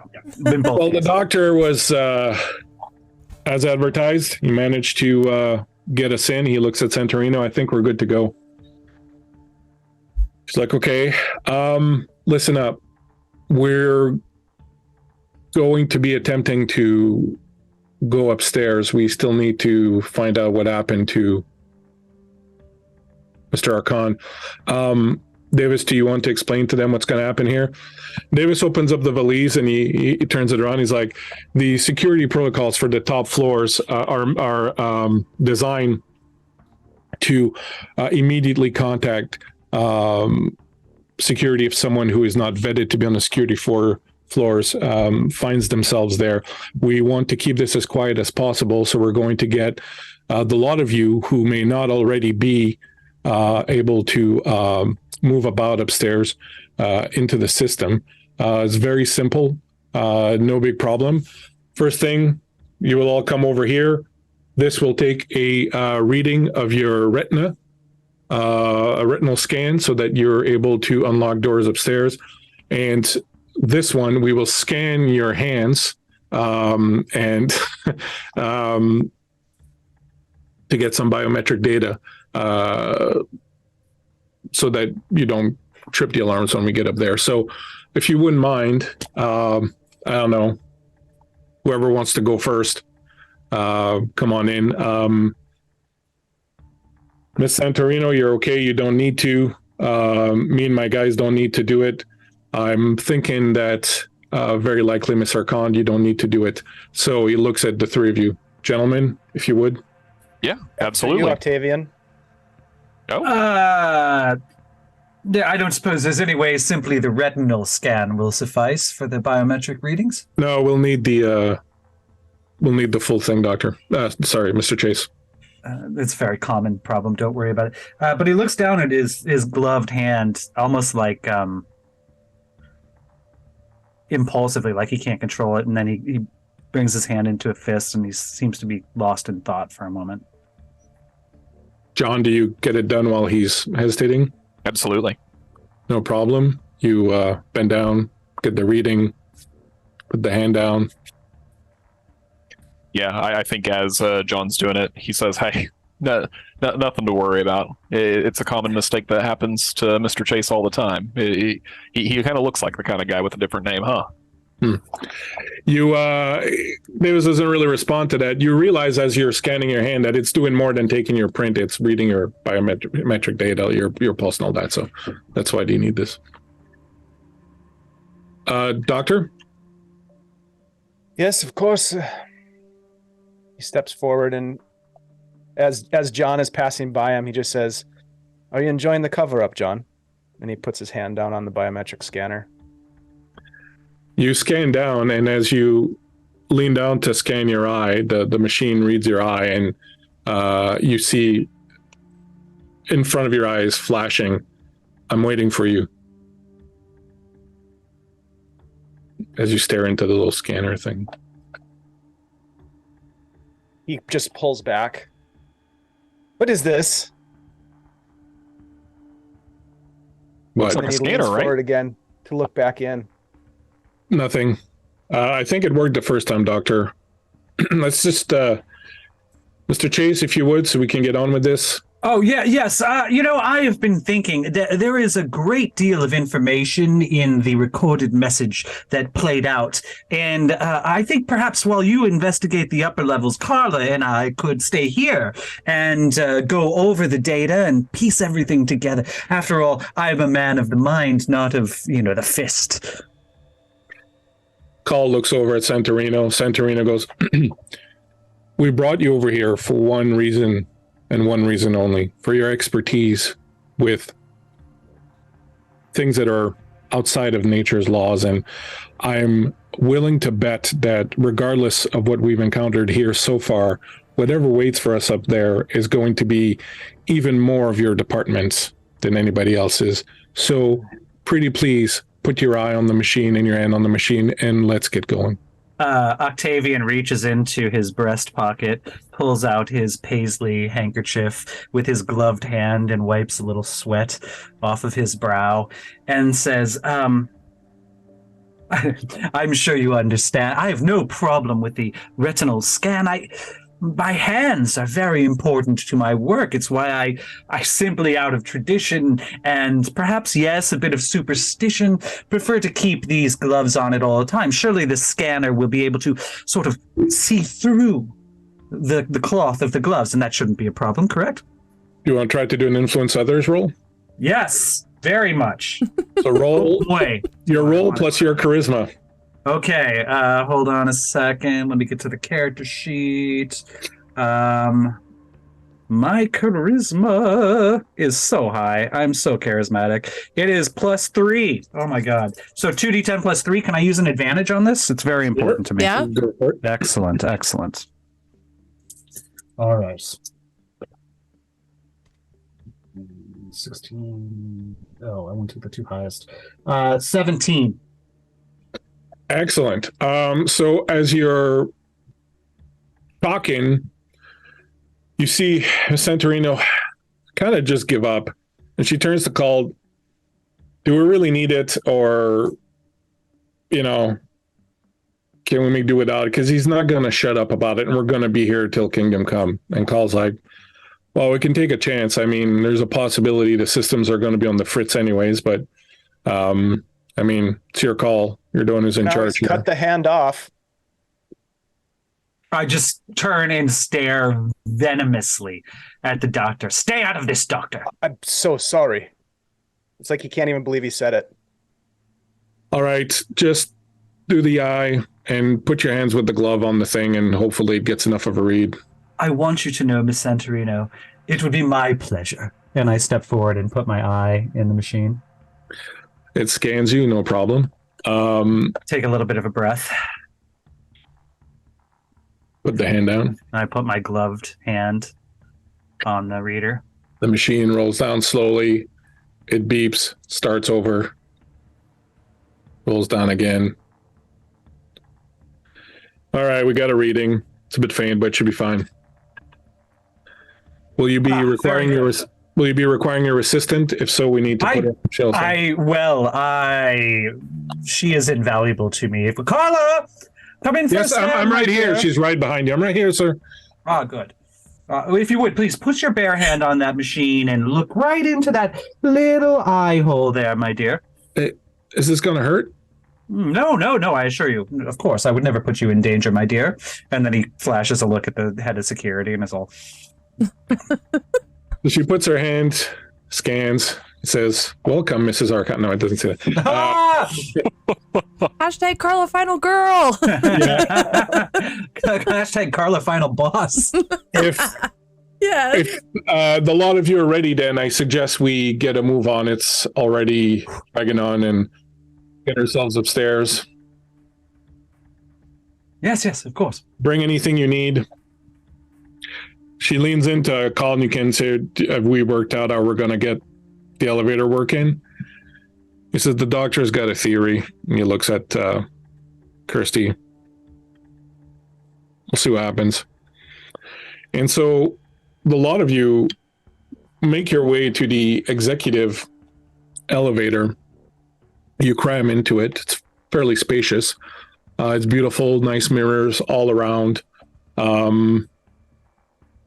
And as you step in, as very specifically, Kirsty steps in, the second little light on the computer clicks on, saying that the biometric data is accepted. The elevator starts to move up, and we'll take a break here in just a second. But before we do, as the elevator goes up, John, I'm going to use another hold here on you. You look in the mirror next to you. You see yourself at an airport. You're looking down at a piece of paper where an address is written by hand, your own hand. You know that whenever you're sent to do something sensitive, you always write things on your own hand so that, it can't be traced back to other people. There's an address there, an address to some antique shop. You look up and see that you are at Appleton International Airport in Wisconsin. There's on the paper a sketched out image, some sort of amulet maybe. All you know is that you have to get that amulet no matter what for Archond, and you are not, under any circumstances, to put it on. And as this memory comes flooding back to you, as you saw all of this play out in the mirror of the elevator, you kind of snap to and rub at your eyes. And when you pull your hands away, you see that your nails are completely encrusted with dried blood.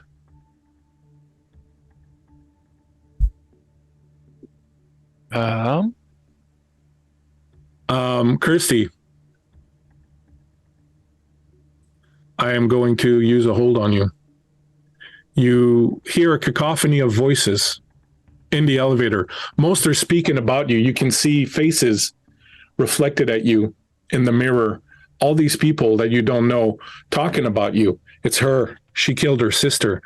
You see these reflections in the mirror ad infinitum. They're all saying something different. She was jealous. She's evil. I bet you she's possessed. She probably killed her parents too. He had the cure for her. The doctor knows he can read her thoughts. Don't listen to them, Kirsty. Focus past them. Hear only my voice. I need your help.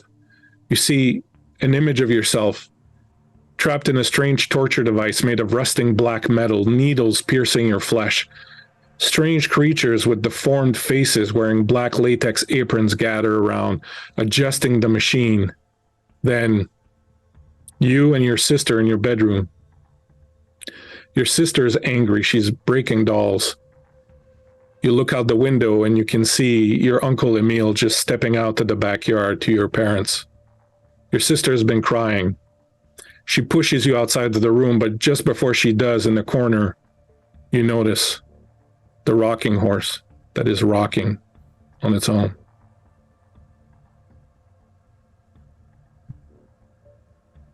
Mr. Chase, as you enter the elevator, look into the mirror. You see Anson staring back at you. Around his neck, he wears the amulet.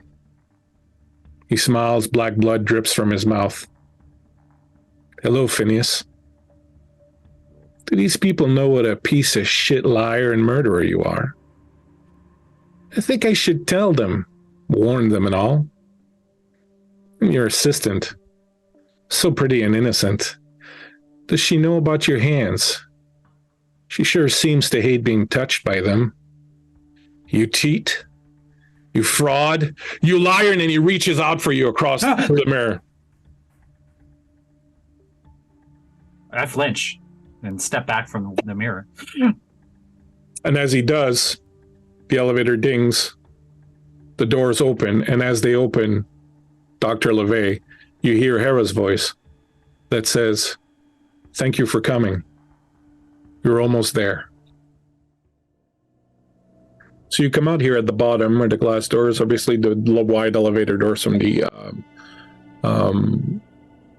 executive elevator, and basically behind the desk there are two more doors that lead to the offices of the higher ups. But we'll deal with that momentarily. As the doors open, and as soon as they open, you hear Emil Archon's voice coming out through the speakers. Apparently, Eros found some more recordings to play for you.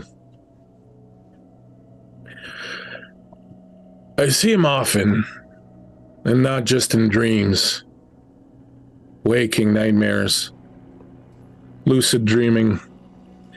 His skin vomits his dark power of corruption and blood through its pores as he sits on his black throne. I see this liquid darkness even in the brightest light.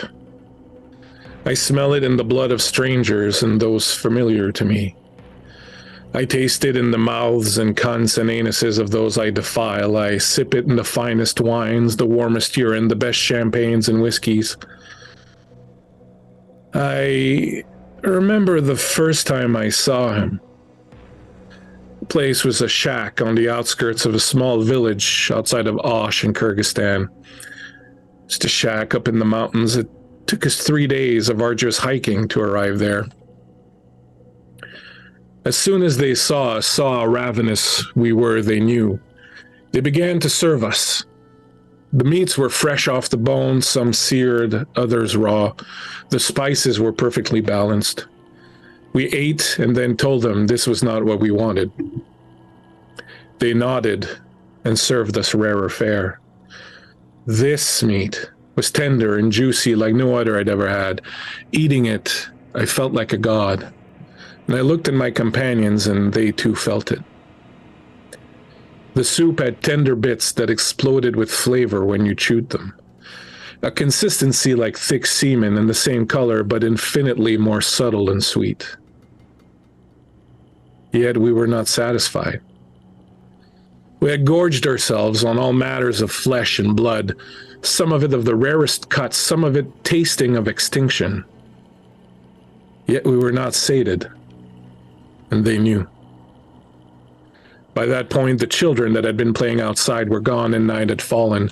It was unbearably hot, and my clothes clung to my flesh from the sweat. 2 of my companions were naked now, but I felt that was rather quite uncouth and lacked respect to our hosts. So I remained dressed, though I longed to feel any sort of breeze on my burning flesh. They offered us entertainment, pointing vaguely at the dark maw of the open doors to a small shed that stood near the main house, like an obscene orifice to the darkest, vilest pleasures. I still to this day know not what was in that shed. We were here for the food. Eventually, they arrived with a small earthenware jug that they held with sticks, having just removed it from the embers of a fire that had been going all day. Finally, what we had come for. The smell as they cracked the baked-on lid was revolting at first, but soon won us over. It was so primal and earthy and redolent of sin. There were only a few morsels, but it was all we needed. The hunger in my companion's eyes, I'm sure, mirrored my own. The owners were smart and decamped as soon as they had served us, taking what living creatures remained on the farm with them and disappearing into the mountain. We reached into the pot, each in turn, with trembling fingers, 1 small morsel each, so pale and veiny, merely enough to get a taste, barely enough to chew. We fed each other a piece, and that night we truly knew heaven and mourned its loss. To become a god, one must eat gods. In the morning we left. The owners had not yet returned.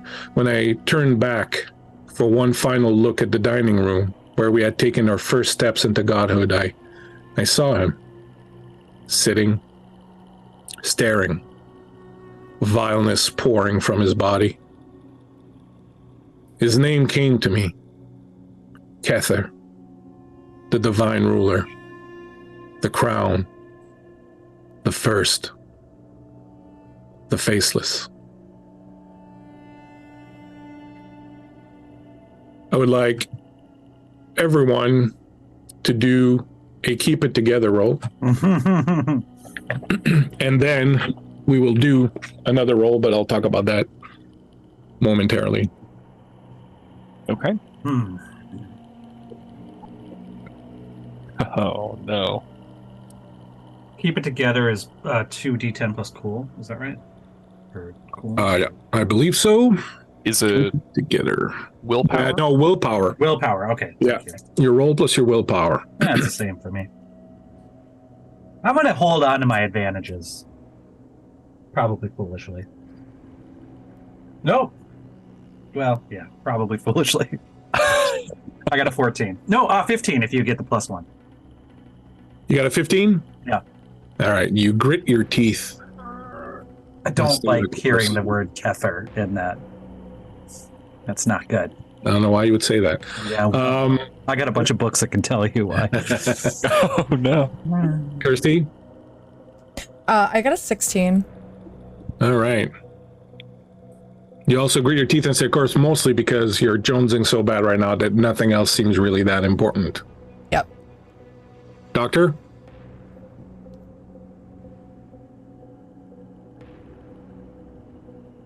You are muted, Doctor. With my penalty, I have a 9. You do remember to add your penalties, right, if you have instability. The strain is too much for your mind to handle. I get to choose your reaction, whether you cower powerless in the threat's presence, panic with no control of your action, suffer emotional trauma. Or suffer life-changing trauma. I don't think it would be life-changing trauma. I also don't think that it would be emotional trauma. I would say that a panic with no control of your actions, as soon as you come out and you hear the voice and you hear what it says, you go right back into the elevator and kind of sit down and crouch in the corner, and you're just like, fucking there's bad shit here. There's bad shit, and you fucking don't want to go out there. And John. Also a 9.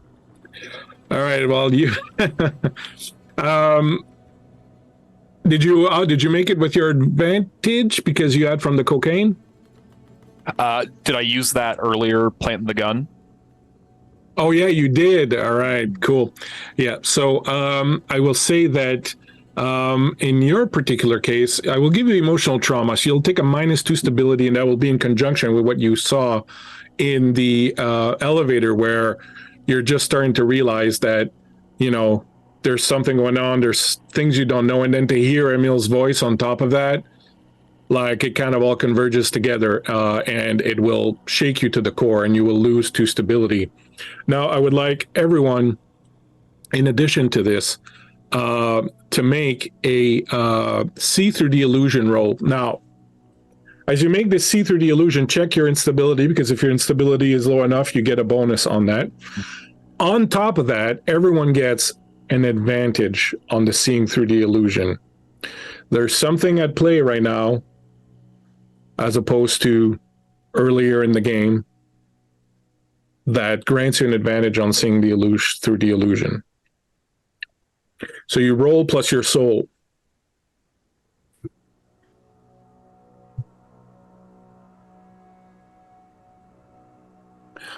As far as your question, Eric, I would say Chase knows what you know. Whether or not that's true in this world, Chase knows what you know. Okay. Okay? Okay. Because I don't think you would know about... Okay. Well, actually, no, I don't think your character's enlightened enough yet to know those truths that are happening now, so... Okay, thank you. All right, so seeing through the illusion, Kirsty. That's a 23 for me. All right. Wow. Holy shit. Damn. I got In a lot of reality- soul, but I'm not a reality- soldier. The world opens up in front of you, and you see things exactly as they are, which I'll get to in a second. Doctor? 15. Same thing for you. In your moment before panic set in, you saw things as they really are. I'll get to that. Octavian? 9. 9. I will tell you what you see in a second also, and I get a move on you. Oh, great. Please take it. Yeah. And John? That is going to be 14 total with the minus to soul. All right. So you will see the reality, but also affect the illusion. Something senses you, or the illusion tears are on you. Okay, so we'll get to that in a second. All right. So as you walk out into this office space that you see on Owlbear there, Doctor, you step out, still shaken from you had failed, right? Sorry. So you step out of the elevator, not Doctor, sorry, Octavian. I keep doing that. Octavian, you step out of the elevator. Common misconception. Of course. You step out of the elevator, and it's a nice lobby. Nothing seems really out of place. It's a bit dark, perhaps, for your taste. The art's kind of, very, you would have assumed that a corporation like Archons would have maybe have had, more interesting taste as far as art goes, but, it's kind of the usual stuff that's hanging on the walls. There's the furniture is kind of also, it's, nice corporate chic, but again, it just doesn't have really any It's sort of pedestrian catalog stuff. Exactly. Nothing really sort of seems of that interesting, and you walk into the thing. John, before your sanity shatters there, you see the same thing in the first sort of look that you get at the room. You see this, it looks kind of normal, but then you can see it kind of shake, like like a film. Sometimes it's about to like kind of, like the film's about to kind of shove off, and you can kind of see behind it, and the light is kind of peering through. And you will also see, in addition to at first seeing the room as Chase saw it, perfectly fine, perfectly normal, you will also see what the Doctor and what Kirsty see. The The room itself that you're in looks like the zone where some intense partying took place. The cushions are on the floor. A lot of them are ripped. The plants have been broken, pushed over. Some of the art's defaced, cut through. You can see here and there pools of blood on the floor. Things written on the wall in blood and other various body fluids. And two bodies. One is a woman, and there are on either side of the room, there are fire escape doors that can't be opened from the other side, but that would lead down. And near one of them, there's a woman who's there, and it's clear that she was trying to escape. Her nails, you can see, she's a bit far, but you can see scratch marks on the door, and she's lying in a heap at the base of the door. Another one appears to have been trying to get out through one of the walled windows and banged their fists and their head eventually on it, trying to escape, and there's blood smeared all over it, and they're also lying on the floor dead. The thing that arrests your attention the most, however, is that on the floor in front of the reception desk appears to be in one piece the skin of a human being laid out like a rug.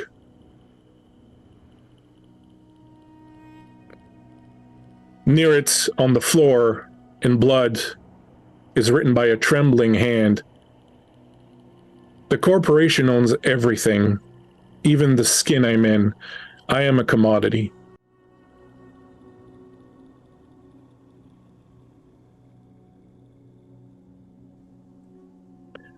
Doctor, you see this fall down into the elevator. John, you're also kind of starting to lose it.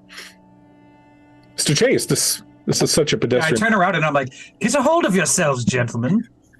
You see... Do not see it! Do not see that, Octavian! I know, it is horrifying, but I assure you it's no worse than you'll see in any Costco or other mass-produced art. You place. fool! What? We are going to be accomplices to murder, or worse.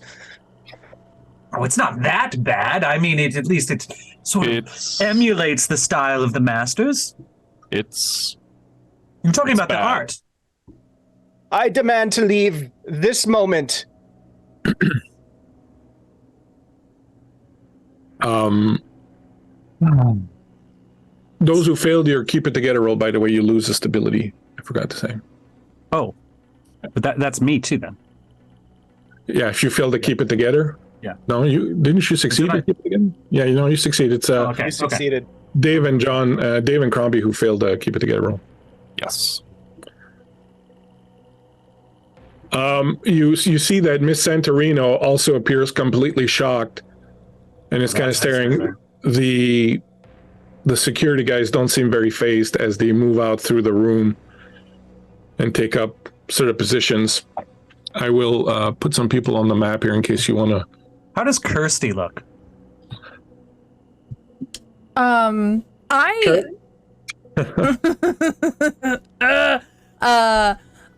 like looking out, but I'm not present. Like my mind is elsewhere. I'm definitely thinking very heavily about something else that's very important to me. Okay, but you don't look like you're freaking out. Like no, these other I two. kept it. I passed the keep it together roll, Okay. so I'm like, this doesn't seem to be too insane for me. Then I'm going to turn to Carla. How's Carla doing? Carla's like admiring. There's a really, really sort of cheap, very likely fake Van Gogh on the wall, and she's staring up at it like, I've never seen one of these up close. I'm going to approach her and I'm going to say, a teachable moment. Carla, look into the picture. Look at the brush strokes. Look at whether the three-dimensionality is that of an oil painting or a print. Tell me what you see.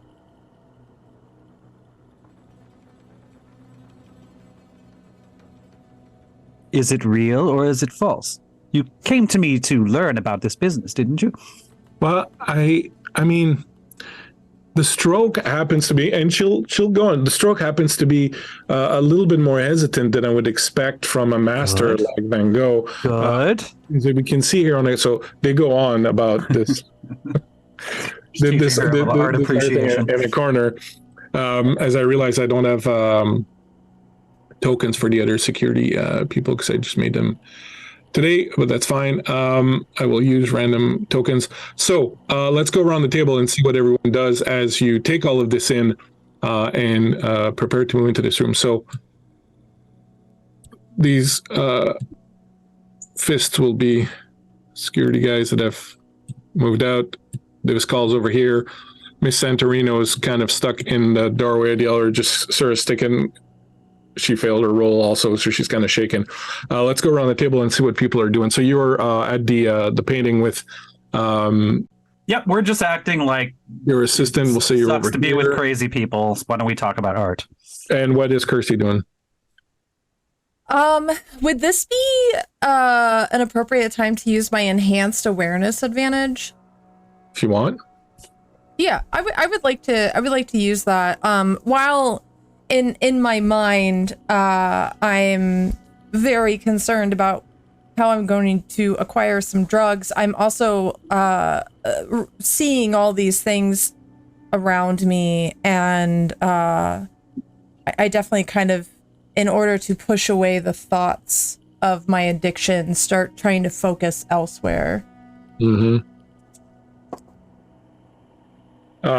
I will, however, because it is a hold and it is a disadvantage on your drug thing, and since you're in the middle of it, I will say you have disadvantage on the enhanced awareness roll. Okay. Which you can spend an advantage and negate if you want. How much of a disadvantage? What? Well, you'd roll 3 dice and take The lowest. lowest. Okay, let me roll. But you dice can then. cancel it if you want by okay. spending an advantage, and then you'll just roll 2 dice and do a straight roll. I roll a 12. I think I'm fine. Yeah. That's all right. So you get some basic impressions regarding the location. Do you have any specific questions in mind, or do you want me to just fill in some blanks, or what Just did you fill look in at? some blanks for me. You get the feeling, and this is what you get the feeling. You get the feeling that bad things happened here, but other than whatever it is that's keeping this hidden from the security cameras, from some of the people here, aside from that, you don't get the feeling there was anything supernatural or occult that occurred here, that everything that happened in this room was more or less demented, depraved, messed up, but nothing supernatural or occult. You also get the feeling that your uncle was not in this room. Okay. His presence, you don't feel his presence lingering around. Okay. And what will Kirsty be doing? Is she just sort of walking around? What's happening? She's just kind of taking in the sight of everything, but also kind of frozen in place, watching what everybody else is doing and kind of just taking in the scenario as a whole. Okay. Doctor. Well, first of all, he's sort of he's retracted himself into the elevator. His hand is instinctively in his pocket. He's gripping the Vox Animus. Is there any sort of reactivity to it? No, there's nothing going on with that here. Okay. He's gonna look at his wristwatch and just kind of like watch the second hand and try to calm himself down. And Okay, I'll give you another keep it together roll if you want. Okay. Yep. Meanwhile, Crombie, what's Sean doing? I think excuse me. I think he's gonna ask Doctor, what are you seeing? What was your roll, Doctor? 6. You focus on your watch. You try really, really hard to think about how it functions, the pieces inside of it, how it's put together. You've taken it apart and put it back together before, so you try to focus on, that kind of aspect of trying to calm your mind, but it doesn't work. Every time you think about it, you see words flashing in your mind as someone's waiting for you. You see the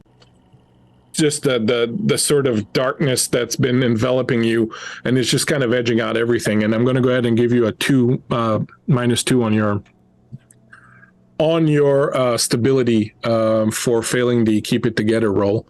And John, when you look at the good doctor, he seems to be really losing it. Okay. Like he's like almost like catatonic at this point, like in the corner. It's inevitable.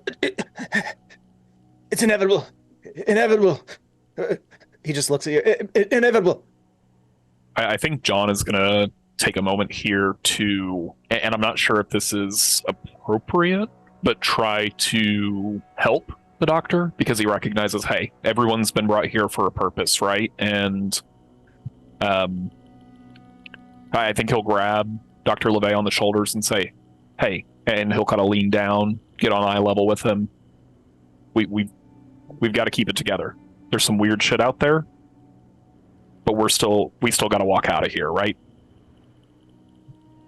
You notice that a few times over the weekend, and perhaps at other times when you've seen him, and you know that him being a scientist and all that perhaps having something to do, like something to work with, or some, very mechanical problem to focus on, would probably help him kind of.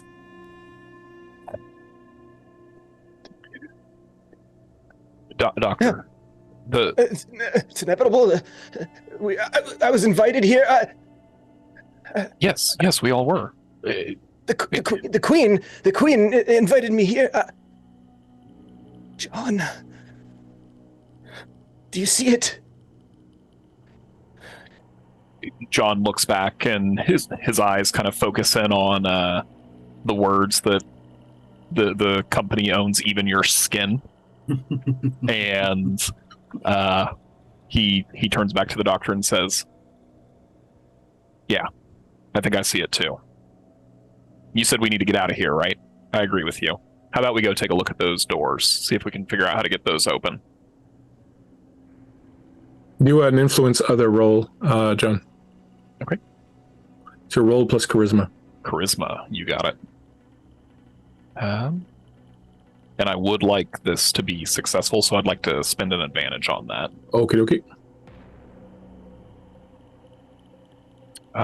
So that is an 8 and a 7 plus 3 for charisma.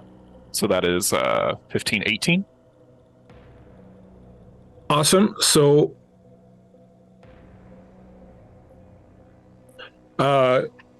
Doctor, you are motivated to do what John asks of you. You receive +1 on your next roll if you do it. However, you're also worried of the consequences if you don't do what he asks. And if you don't do it, you will get a -1 stability. It's enough. His roll was good enough that it snaps you out of it. You get out of your, inability to kind of move. And now you're faced with this choice to make.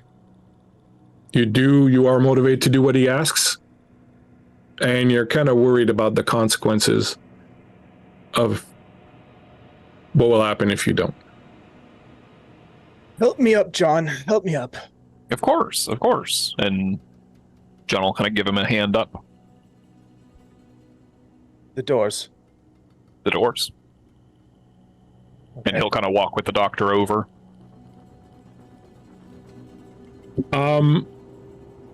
Davis Call will come back towards Chase. Are you okay, Mr. Chase? Well, I mean, I'm a bit disappointed. Look at the status of this Van Gogh. It's not real, I assure you. With all the affairs and money of Emil Arcand, there's no need to go for these cheap parlor tricks, don't you think? But how are you? I'm fine. He looks around.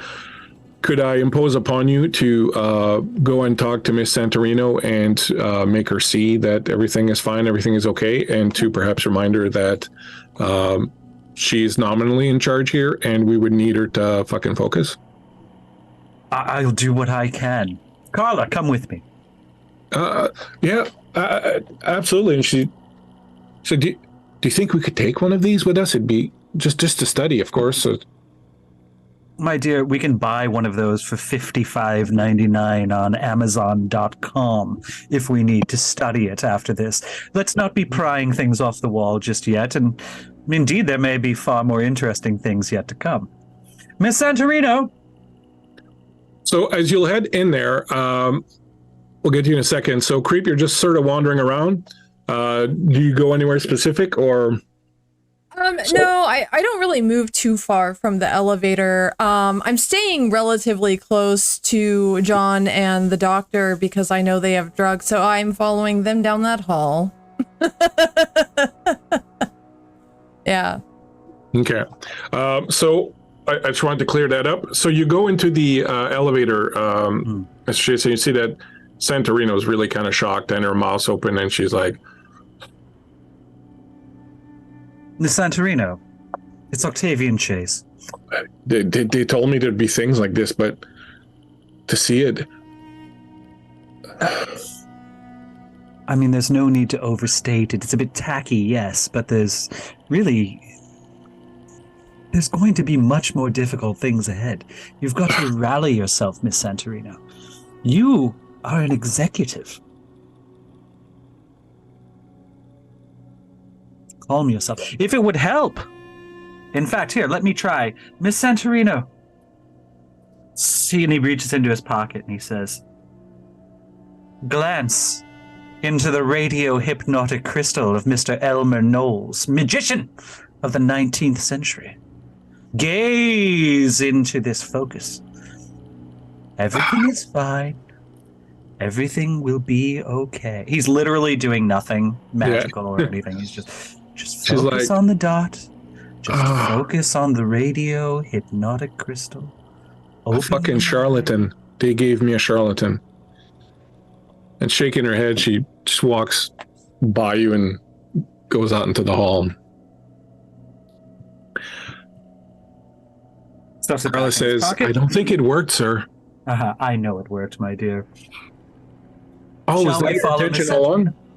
What's that? That was your intention all along? To get her to walk out? Yeah. Oh. I mean, I just wanted to get her focused. That's a lot of power, sir. I'm glad you're someone who uses it with discernment. You know, Carla, stick around and one day I may show you the mysteries of the radio hypnotic crystal. Oh, I'm not ready for that. No, indeed you're not. Not ready for that. Indeed, I go to Subway and I can't even order. Like, it takes me like 20 minutes. And I mean, it's Subway. It's not like, we're in a 5-star Michelin radial whatever restaurant. And like, I have to like choose between, Carla, the lobster. Carla, look at Yes. the poor wretches who put together your foot-long sandwiches at Subway. Oh, I never have a foot long. I'm watching my carbs. Your 6-inch subs. They consider themselves to be sandwich artists. And so if they think of themselves as artists, they must think of Subway as the finest art gallery on the strip mall. So if they think it's important, then you should think it is important to go in there as an expert. You are an expert in art. The Subway workers are sandwich artists. It's so simple, Carla. Try to keep up. And then he just walks away and follows Miss Santorino. Well, Tyrone on Wilshire makes a mean tuna wrap. I could go for a tuna wrap right now. Oh, come along, Carla. There'll be time for tuna wraps later. All right. So, as you approach the door, I'm assuming, are you going to the one with the lady in front of it, or? Who are you asking? Oh yeah, okay. I'm asking the doctor and John and Are you going to the one with the lady in front of it or the other one? We'll do the one with the lady in front of it. All right. So yeah, she looks like she was trying to escape. You can see that her nails are all kind of ripped off and the skin is all bleeding. You can see bone poking through it. It looks like she tried to open this door, and even, it's clear she tried around the handle, but even though it's a push bar, it should have opened without any sort of difficulty, but it's clear she couldn't open it. Is she face down? Is she... Yeah.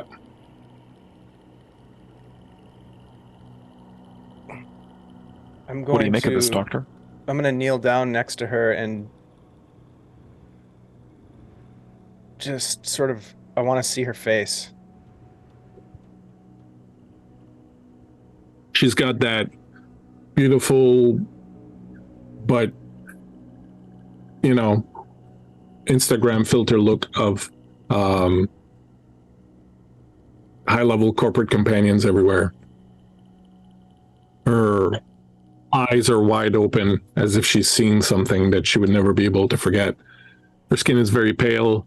There's no clear evidence of cause of death. I'll let her head kind of drop back to the floor. Try the door, John. The door. Sure. John will try the door. You push it open, the door opens, but there's no alarm. Is that odd?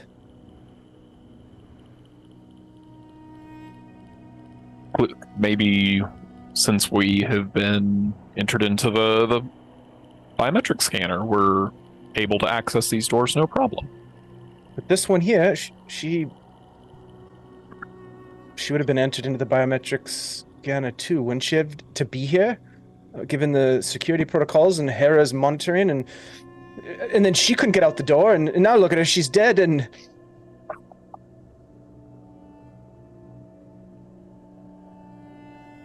Why are we here? John is standing with the door open here. Well, as the doctor is kind of starting to lose it again, is there anything he sees past the door? The fire escape stairwell.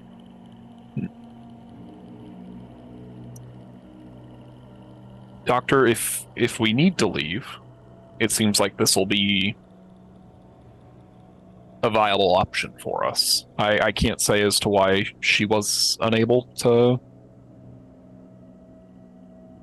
do that, but maybe we should check out the other side. Is there a computer terminal in this lobby area? In the lobby, there would be some probably at the receptionist desk or in some of the rooms on the side. There are 4 rooms on either side. I might go check one of those out and see if I can't gather any additional information about what went on in here.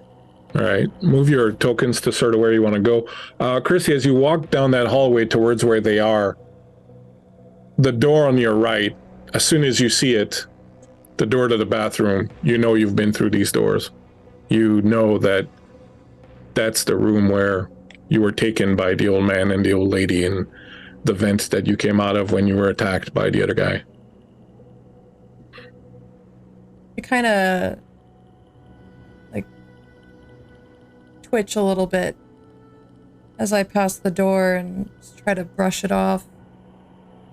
And while John and the doctor are talking, I'm just kind of leaned against the wall casually, just waiting to strike on one of them, catch them alone, being as patient as I can.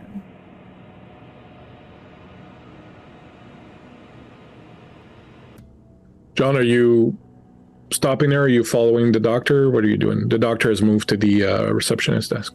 Yeah, as John sees the doctor taking off, he thinks to himself, okay, job's done there. The doctor has some focus, and I think he'll turn and kind of catch Kirsty's eye.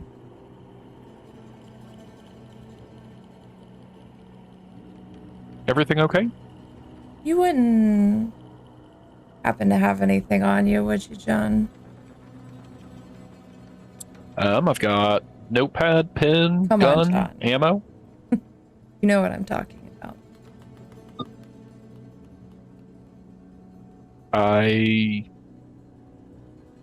Look, John, don't play fucking stupid with me. And she kind of pushes up off the wall and gets closer to him. I know what you did.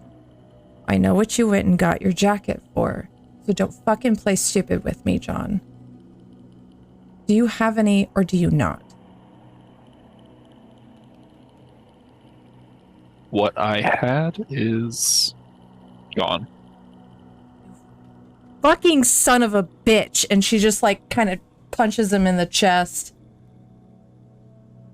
And just stalks back down the hall. And she's making her way to go stalk the good doctor now.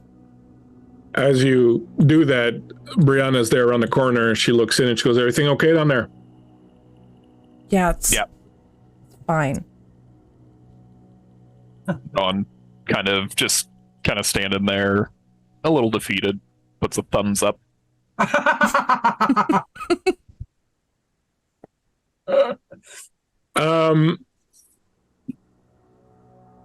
The good doctor, you approach the desk at the front. You start finagling around with the computer, and it's clear very quickly that these computers are really not connected to anything worth mentioning. They're just there for the receptionist. They don't have any sort of major access. However, you do get on a piece of paper that's taped to the counter because this is a new building. And eventually the people would be coming in to be working here for the first time. There's a map of the floor, and it tells you what the different rooms are. Here you can see on the map that, of course, here is the bathroom. Here is storage. Over here is so this is a supply room. Over here is junior assistants. Over here is the security room. And on the other side of these doors is the executive offices. You do look up in time to see Miss Santorino and Davis Call go into the security room, and I do believe that Mr. Chase and Carla are sort of following them. Do you follow them all the way into the security room, Dr. Chase? Dr. Chase, fuck, I have to stop doing that. It's a common misconception. Yes, of course. Don't worry about me. It doesn't offend me to be called doctor. If it's easier for you, simply add it. But I will follow, yes. So, Doctor, you see them go into that office. What would you like to do? Just kind of slam my fist down on the table. Just, these computers are worthless. And then I'll just kind of step away and look up and see Kirsty. Miss Arcand. And he'll kind of turn to kind of move away or like brush past her maybe. She's gonna like sidestep in front of him and attempt to just turn on her most charming of faces possible. Doctor, you know, I think that maybe we got off on the wrong foot. Wouldn't you say that? I couldn't imagine. Look, we all make mistakes. I mean, look at me. I've made plenty, right? But, wouldn't you say it's a little stressful here? Do you feel a little stressed out, Doctor? I know I'm feeling stressed out. Quite agitated with the state of affairs here. Yes. She like edges in closer to him. He's gonna try to back up, but kind of like bump up against the receptionist table a little bit, like, oh! Don't be so nervous, Doctor. There's nothing to be nervous about. And she's gonna like reach out and kind of finger the lapel of his jacket. I couldn't help but notice maybe you had something to take the edge off a little bit. Do you think you could help me out, Doctor? Yes, of course. Got some Valium here.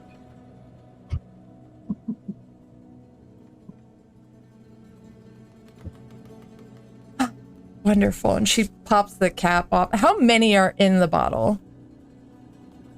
Half a dozen. He's been pounding them since he got here. You don't mind if I take a couple, right? Well, I could spare one more for you. Right. And she pours about 4 into her hand and Well, that's a bit much. don't.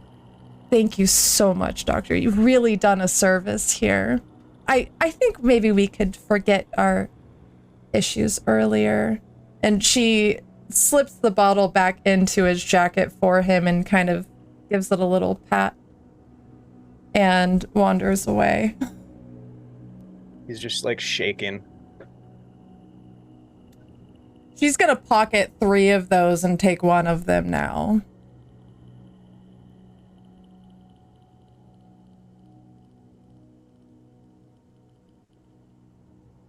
And where will the two of you be heading off now? Quick question. The things that we saw when we walked into this place, are they still Yeah, you see visible to them. us? They're still there. There's still that nice, Bob skin rug in front of the desk, which people seem to be avoiding because, it's pretty fucking disturbing. Yeah. They were avoiding it until now. Dr. LeVay is going to take out that key card, that magnetic card Mm-hmm. that says the Queen invites you, Mm-hmm. and just kind of look at it, kind of flip it back and forth as he starts to kind of calm himself down a little bit. And he's going to go over and investigate that skin rug. Okay. What will Kirsty do? Kirsty's With gonna popping pills.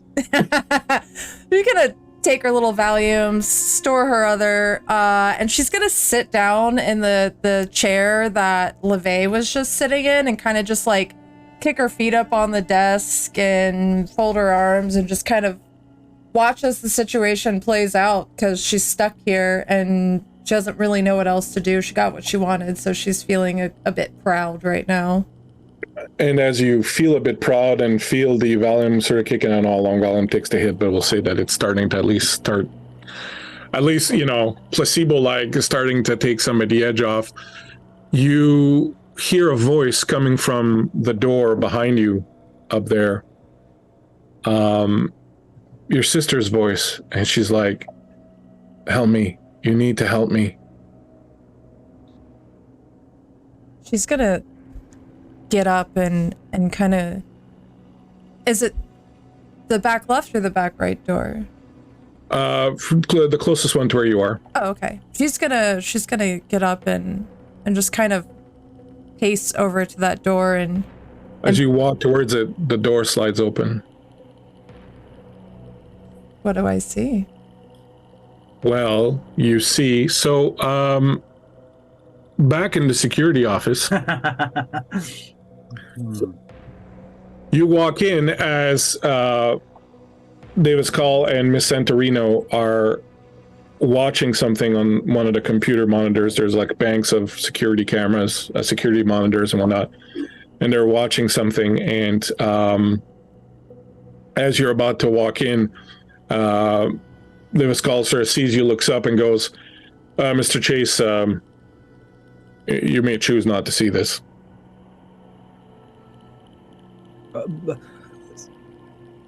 Rachel, what is it that you are seeing? Why don't you come and take a look? Oh, very good. Come along, Carla. This may be another teachable moment. And I think there's another fake Van Gogh over there. Oh, no, it's a Rembrandt. Well spotted, Carla. As you approach, give me a keep it together roll. Okay. Yeah, okay.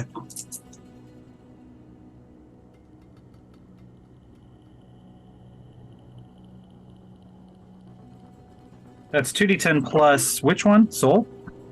Yeah, I think so. Willpower. Willpower. I wish it was soul.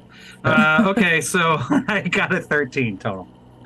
No, that's good enough. So you don't, you don't start twitching or anything. As you approach the monitors, you see these are the cameras that were filming whatever was in this room, and they got it on fast forward, and they're kind of going through it. And what you see are these scenes of madness, orgies of sex, drugs, food, people everywhere. And it starts off like the kind of party you'd want to go to, people hanging out, drinking, doing drugs. Then the clothes start to come off. You can see the sun go down and come up through the windows. Sometimes people are sleeping, and then as it progresses, things get weirder and weirder. People, they start having sex, but then it turns very rough, very weird. People are doing all sorts of crazy stuff. Then someone's trying to escape out the window, and it's just like total, by the end, it's just total, complete fucking madness. People tearing at their own skin. You see someone in the corner working on a body with...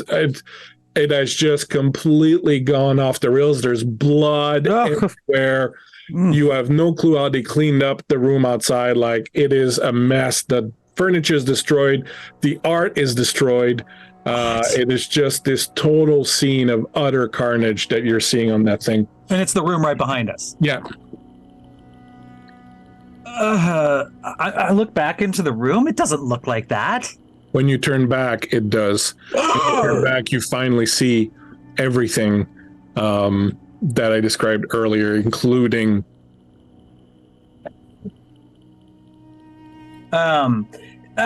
almost instinctively, Octavian's Chase's hand reaches to the center of his chest under his open shirt, and something that you can't quite see, almost as if it comforts him a little bit.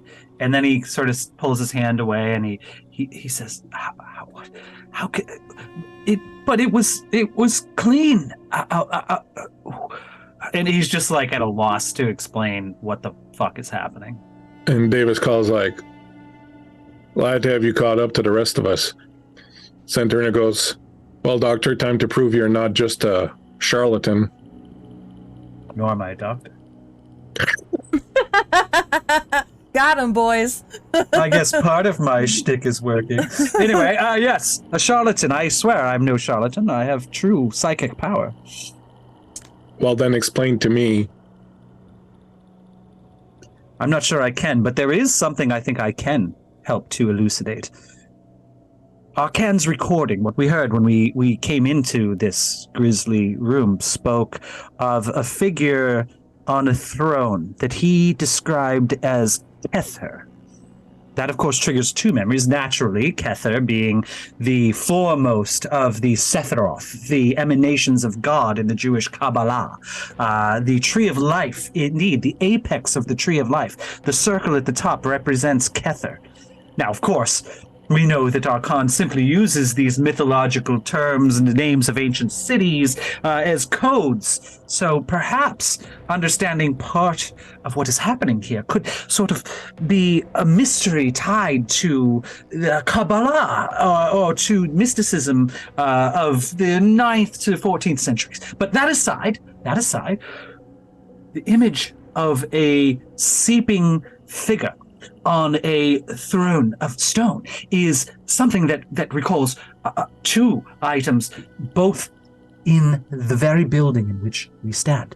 One, on the 48th floor, in the exhibit that I curated for Emile Arcand. He insisted that the painting of the philosopher reading the book with the beheaded Vitruvian man on a stone throne, the philosopher Georges Bataille, who I mentioned earlier, that was itself a representation of an actual black stone throne that I myself have seen with my own eyes in the secret vaults of this very tower on the lower floors. Indeed, at times when I was cataloging Arcan's collection, out of the corner of my eye, I believed that I too saw a figure, this Kether, seated upon the throne. When I turned, of course, it was gone. When the lights were off, I could see it, and I turned on the lights, and then it was gone. And I thought, of course, I had been seeing something, but now the fact that I did not perceive immediately the carnage in the room beyond suggests that things can be present and yet not present at the same time. Somewhere in the veil between our reality and another, there is an interpenetration, perhaps. I believe that I have seen this figure, and I believe that Kether, whomever he may be, has turned his baleful glance upon this floor of this building. And then he kind of looks proud of himself. What do you think of that? They look at each other. Duvaskal's like, I say we go check Archon's office. If there's anything, it's going to be in there. Santorini looks at you and at him, and then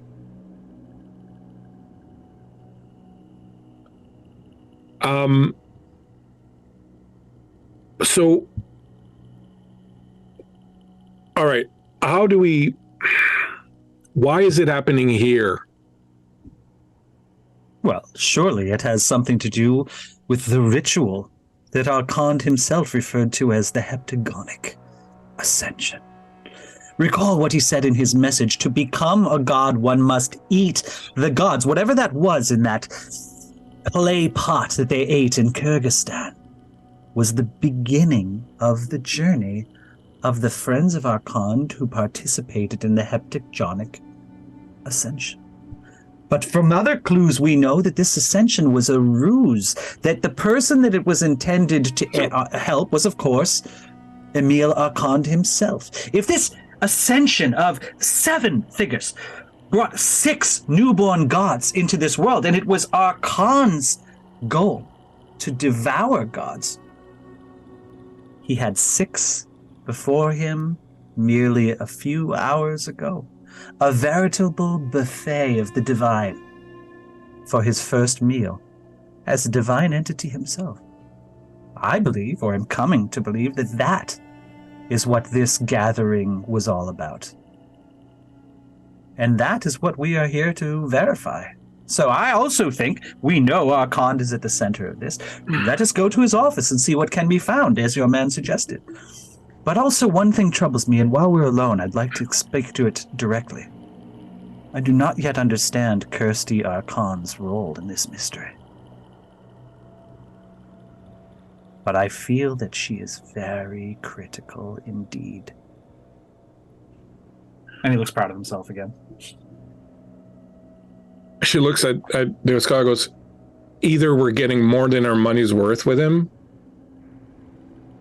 or we got played. It's 50-50 right now. He's like, yeah, jury's still out, but will you come with us to the office of Mr. Archon then? But of course. Mr. Chase. Yes, of course. All right. You'll start heading out there. As you head out into the main room, you'll see that Kirsty is already in the doorway. On the other side of the room, Crombie, John, you open the doors, so you walk towards the doors, you open the doors to the room? Yes, absolutely. Call Brianna over. Hey, checking this out real quick. You find in that room a supply room. You see drawers and cabinets are open, supplies are missing. There's a big sign, obviously made by someone recently, as it looks like it's maybe the back of one of the paintings from the other room, and it's written, you don't dare figure out what it's written in, but it says, do not steal the office supplies. Do not steal from the corporation. Anyone caught taking will be prosecuted to the fullest extent of depravity and capitalism. And yes, it appears to be written in human excrement. Brianna comes in and goes, thinking of making away with the Post-it notes? You know, man. Wow. I mean, I guess if you're gonna steal, you better go big or go home, huh? If you're gonna get this kind of treatment. Why not take the art off the walls, too, while you're at it?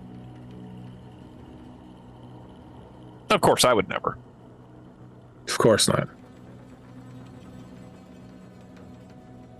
Anything else I can help you with? You know, I'm sorry. I was kind of lost in my own thoughts there for a minute. Where did everyone else get off to? Status check. Mario comes back. We're moving to the other side, to the executive office. Is going to find Archon's office. All right. Coming up. Looks like we're moving on. Okay. If you want, I'll just step outside. You can take whatever you want, and I won't say a word. I got everything that I need right here. Pulls out the the pad and the pen, and he'll put that back in his kind of dusty jacket pocket. He'll step out. He's keeping an eye out for Kirsty as he's stepping out. You see her in the doorway leading to the other side. As everyone's converging towards the doctor, you are inspecting the body on the ground. Would you like to make an investigation roll, perhaps, or did you have something else in mind? Yeah, I mean, I think that would probably be appropriate. He's trying to understand if it's like skilled work or kind of a hack job kind of thing, or... All right, go for it. Give me a roll plus reason. Okay.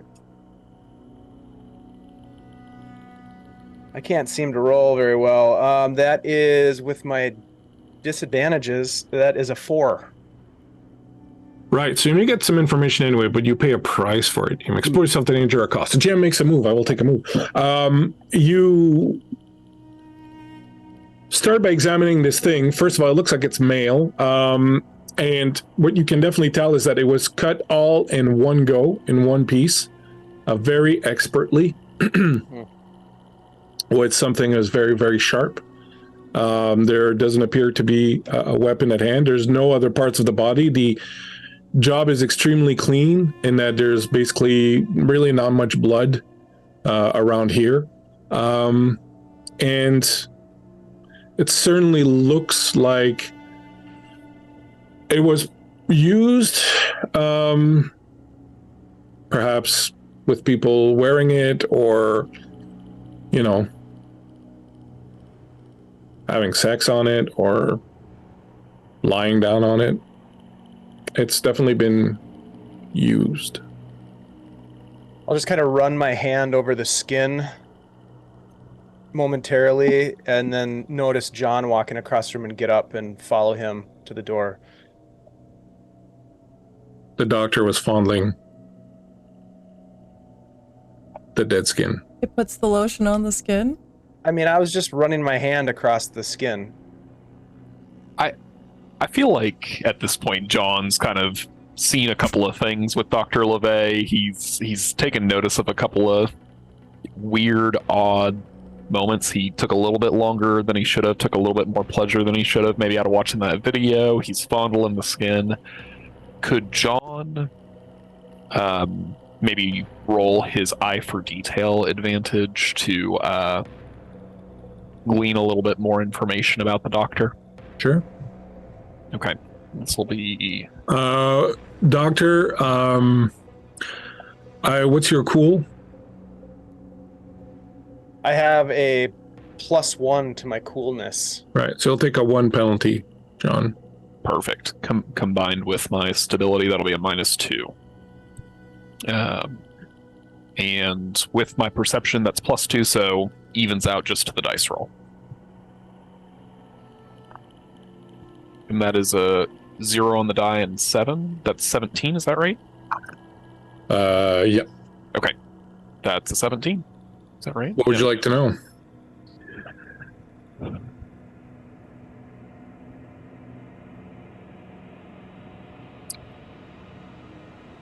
Does the doctor take pleasure out of this? Or is it truly more of an intellectual obsession? Doctor? Well, yes and yes. He is initially drawn to it to try to understand what they're up against. His fear driving him. But as he sort of examines the skin, he almost has like this strange acceptance and an appreciation for the work that was done. Albeit horrible. Skilled knife. Okay. Do I think the doctor, kind of with what I've seen, would be capable of doing something like what he's seen or what he is currently fondling to someone else? Do I think he would be capable of violence beyond his medical craft?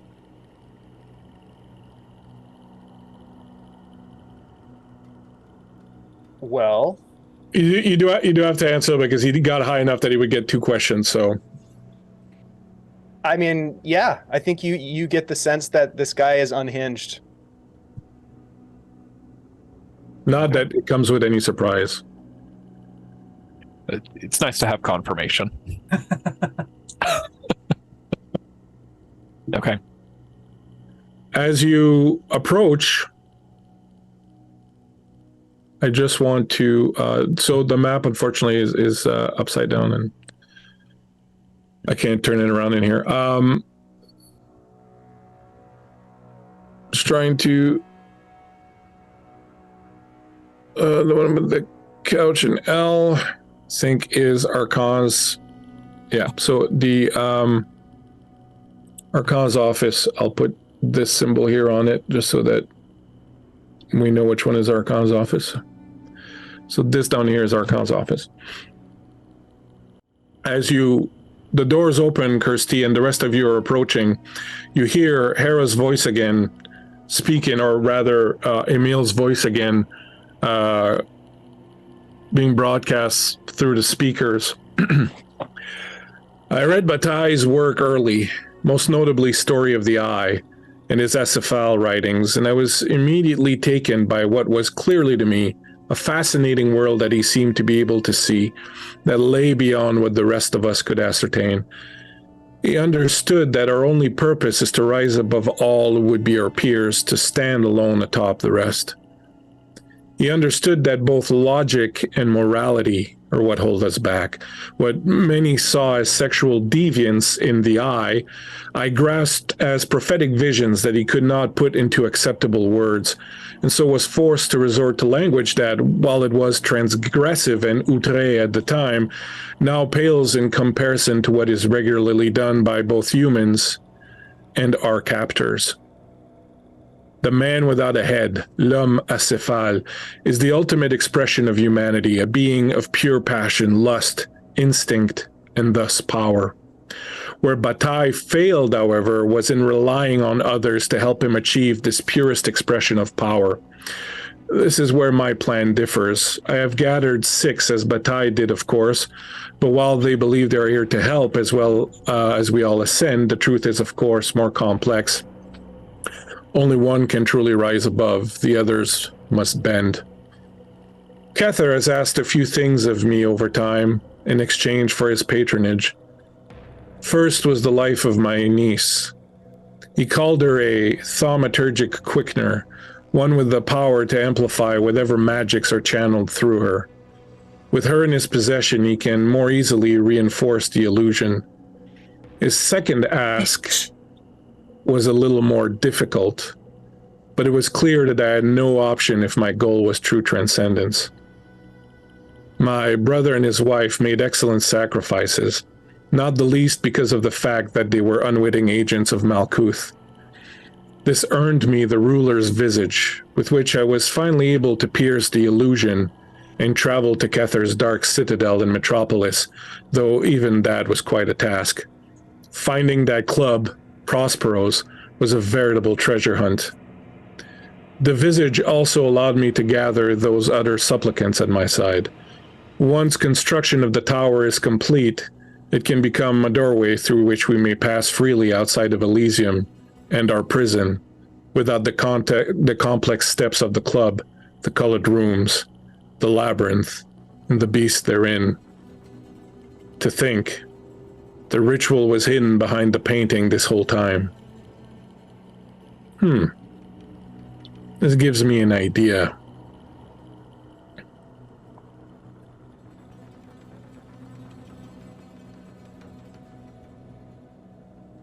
As you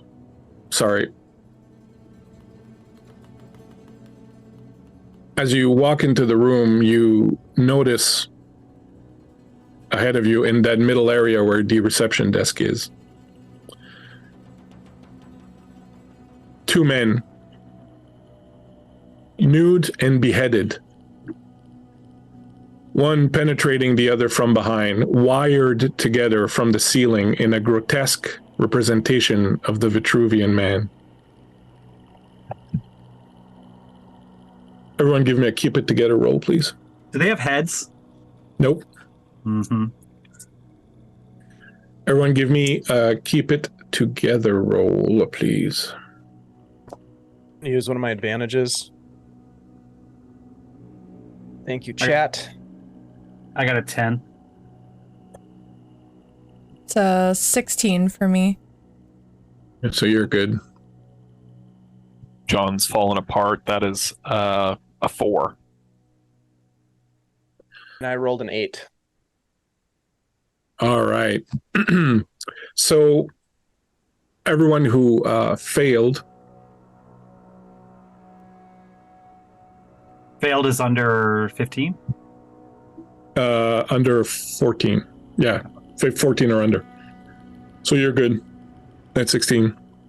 I got a 10 though, so I failed. Okay. If you got 10 to 14, you choose one of the following conditions. Oh, great. Angry, sad, scared, guilt-ridden, obsessed with whatever caused the condition, become distracted, or feel haunted.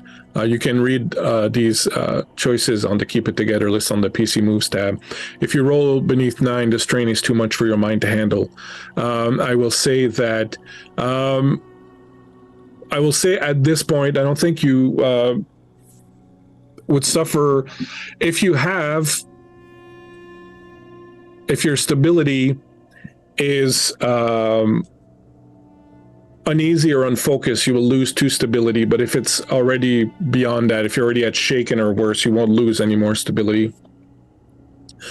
You will be shaken, mouth agape, staring at this particular thing, just sort of trying to wrap your head around everything you're seeing. Who made the roll? I did. You see on the wall beyond that, and all of you will see this eventually. Now, for reasons of, I can't show on Twitch the actual image, but I got a reasonable facsimile. So you see an image that looks like this, except with a lot of color on it, and I will show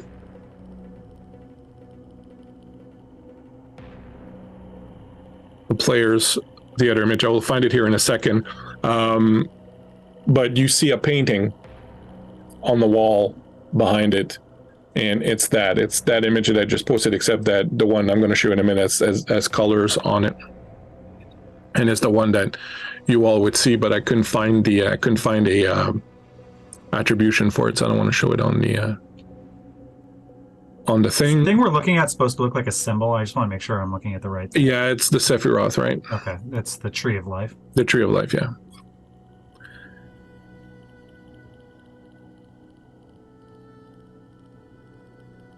Where the hell? So, what do you do? Well, I look for this image that I put somewhere. I think that though Kirsty managed to keep it together, she is still very visibly upset. She now knows some hard truths that her parents and her sister were both killed in ritual by her own uncle. So yeah, I think she's taking in the scene, but also in her mind processing this thing that has just haunted her entire life. that she's held a lot of guilt over. Yeah.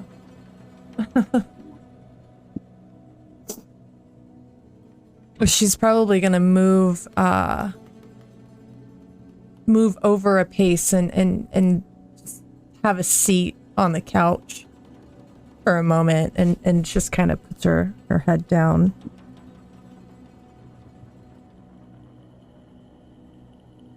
Doctor?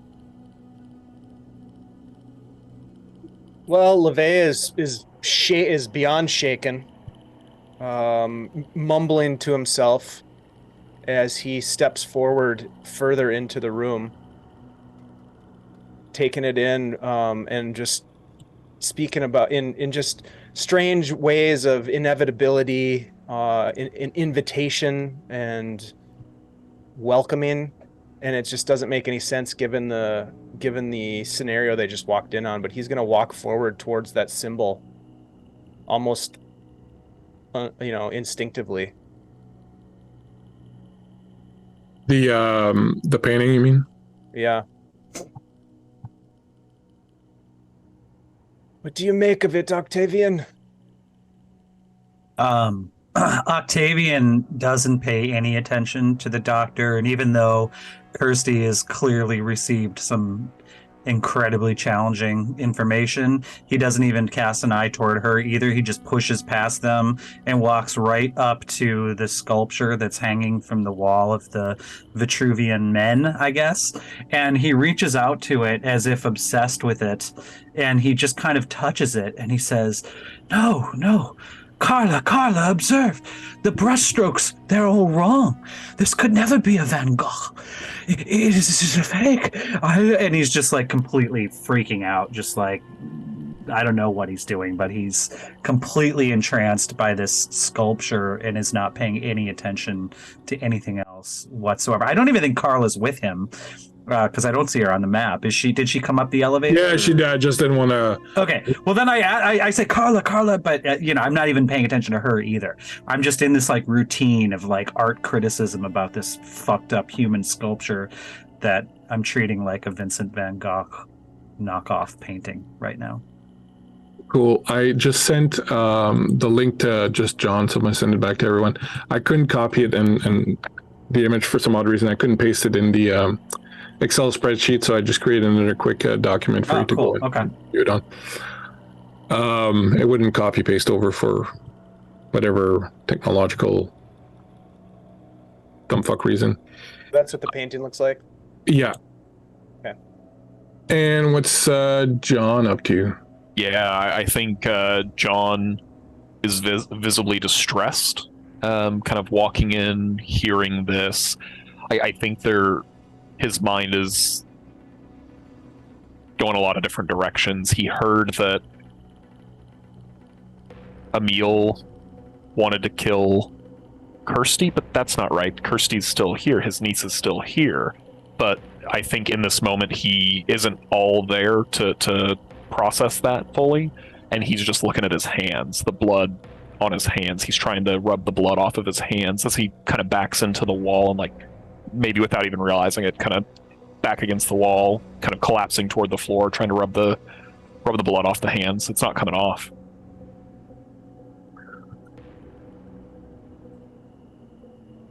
Madness is spreading throughout and is apparently infecting everyone. Go ahead and everyone make me keep it together rolls. Let's try to get some people out of their broken state so that they can help others. The security guys don't seem fazed by this. They move through the room, securing the various rooms. Miss Santorino is likewise quite shocked by everything that she's seeing. I got a 12. I think I've got one last advantage, so I'll use that on this. That seems important. I got a 16. I got a 14. 15 minus 2. All right. So if you got 15 or more, you grit your teeth, you get control of yourself. If you got 10 to 14, you manage to get control, but you have a -1 penalty. You have to choose one of those conditions there that's listed on the Keep It Together chart. So becoming angry, sad, scared. If you already have that from the one before, that's fine. You don't have to take another one. Who made their rolls? The doctor? Who got at least 10 or above? All right, so you kind of all managed to come to grips. Time goes by as certainly a good 5-10 minutes pass by as everyone deals with the various madness that have overcome them. Octavian is inspecting this work of art, but the more you inspect it, the more it feels kind of wrong somehow, and you become convinced that Archon had no hand in this, that this was not part of his design. This is not the work of Archon. This is not the work of a master. As you start to regain a little bit of control over yourselves,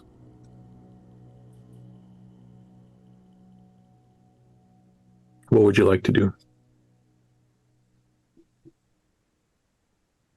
Can I draw my attention away from the art at this point? You can, yeah.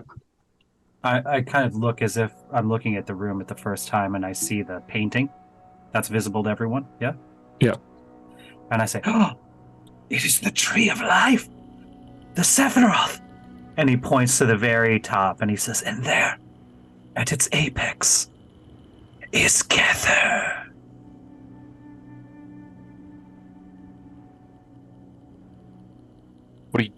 What are you talking about, Chase?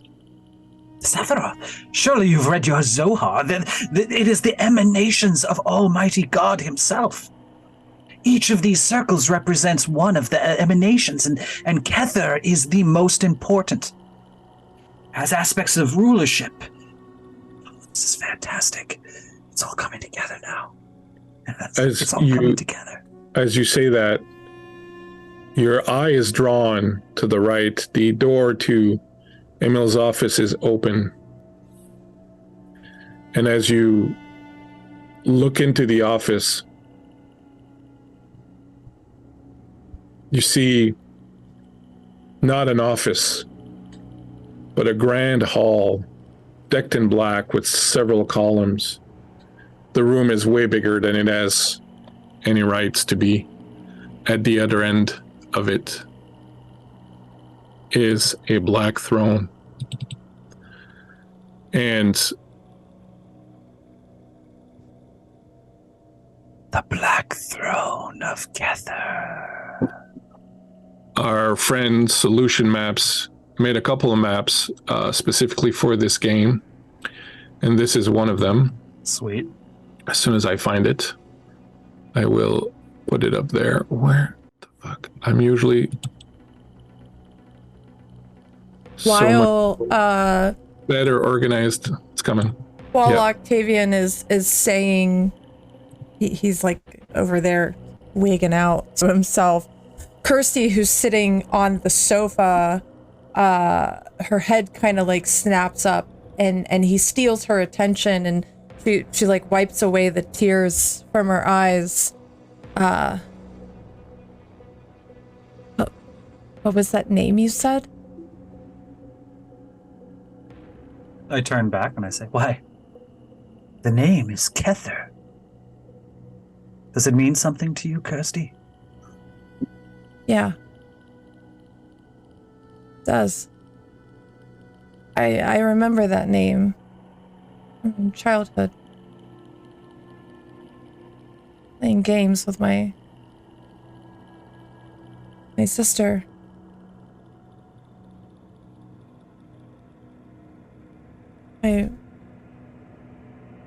Who is he? What is he?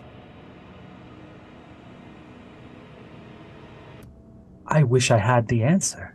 I believe it is a metaphor, surely, like the ancient cities that he named each of the bit.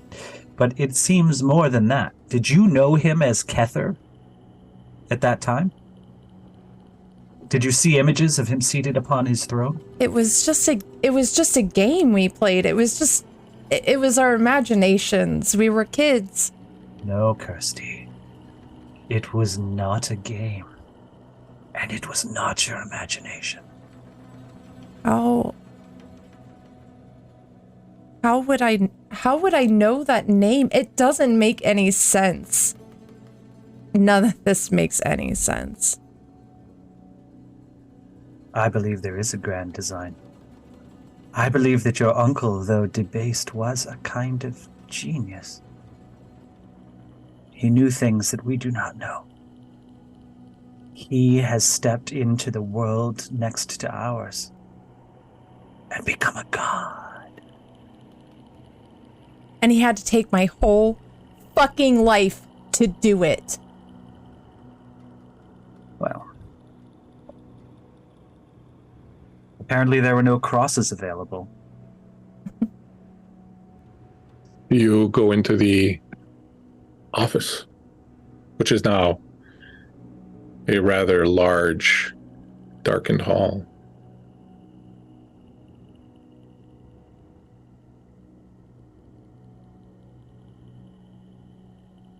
Did you ask if we go into the office? Yeah, ask if anyone's going in. Absolutely. Yeah, I don't think I can see it from where I'm at because I'm all the way back on that back couch. LeVay's just walking towards the office and just says, "The answers will be here." And he just keeps walking through. And the as door. you say that, you pass the middle area where the Vitruvian Man is and where the reception area is, and on the computer screens, you see the sign that you have on your card.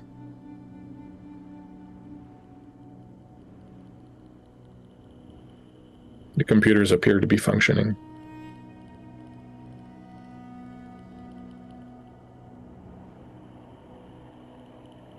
He takes note of that. Is it like it just flashes up on the screen as he walks past it? Yeah. Hmm. The Queen invites you. Yeah, he feels welcome and invited to this, whatever this is.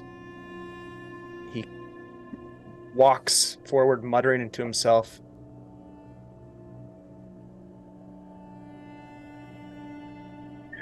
As you walk into the room, Octavian, and just as we're doing this,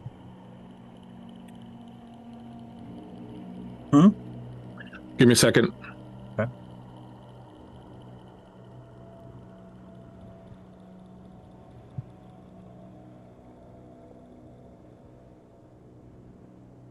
That is a kick-ass map. It really is. Yeah. Holy moly. Beautiful.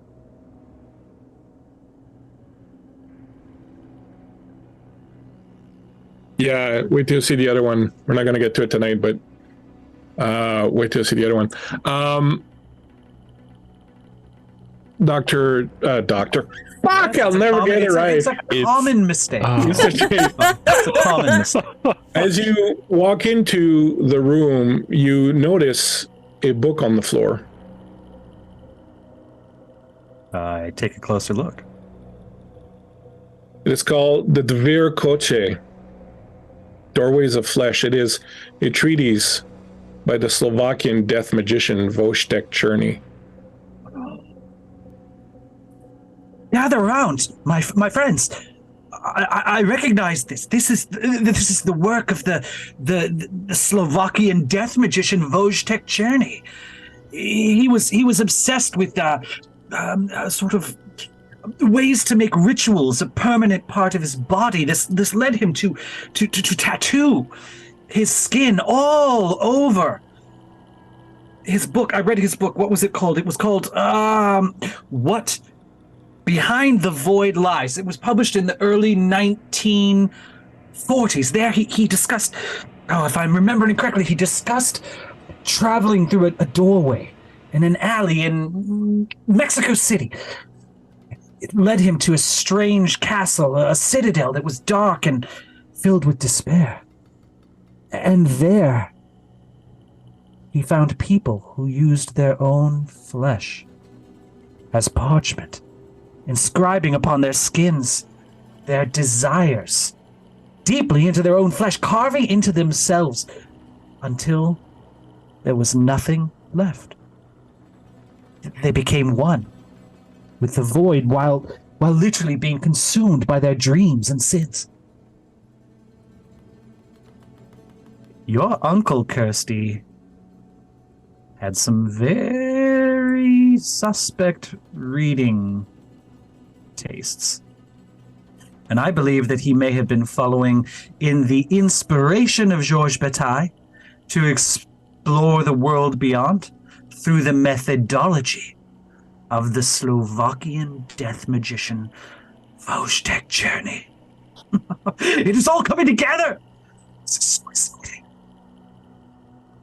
As you take a quick look at the book, you realize that the book is the book that he wrote as a follow-up to what Behind the Void Lies. And here he goes on describing in detail the process that he arrived upon. Upon returning home, he perfected his process where once carved into his flesh through a ritual, he claimed the inscriptions would in time sink below the flesh and thus remain with him at all times. He could feel the words and phrases and incantations move beneath his skin, but outwardly, his skin showed no sign of the trauma. I share that with everybody. Fascinating, truly fascinating. Has Kirsty come into the room yet? Who's in the room yet? I imagine as everyone's kind of shuffling in, she very reluctantly gets up and joins the rest of the party. I'll hand her the book and I'll say, no doubt your uncle would have liked you to have this. Dr. LeVay, what are you doing? He's listening intently to Octavian's description, all the while kind of staring down to the far end of the hall.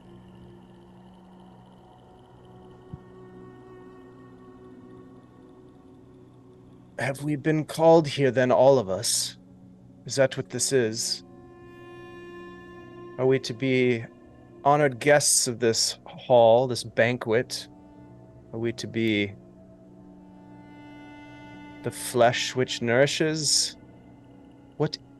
Where My good are doctor, we now? we are several days late to the party. We're simply agents of the corporation to find out what happened here. We're no parts in this. We're not pawns. I do not feel that this is over, Octavian. Speak for yourself. All right, Kirsty and her family, they're pawns. But the rest of us are professionals who have been brought in. I'm so sorry, my dear, to hear about what your uncle did to your family. Save your breath.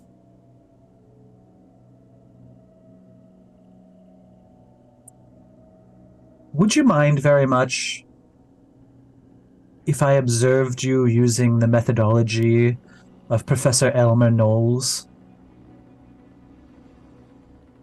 Whatever you need to do, Mr. Very, Chase.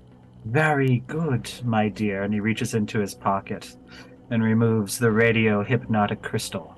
And he's going to gaze through it to try to see if... I want to just get Kirsty's sort of aura situation.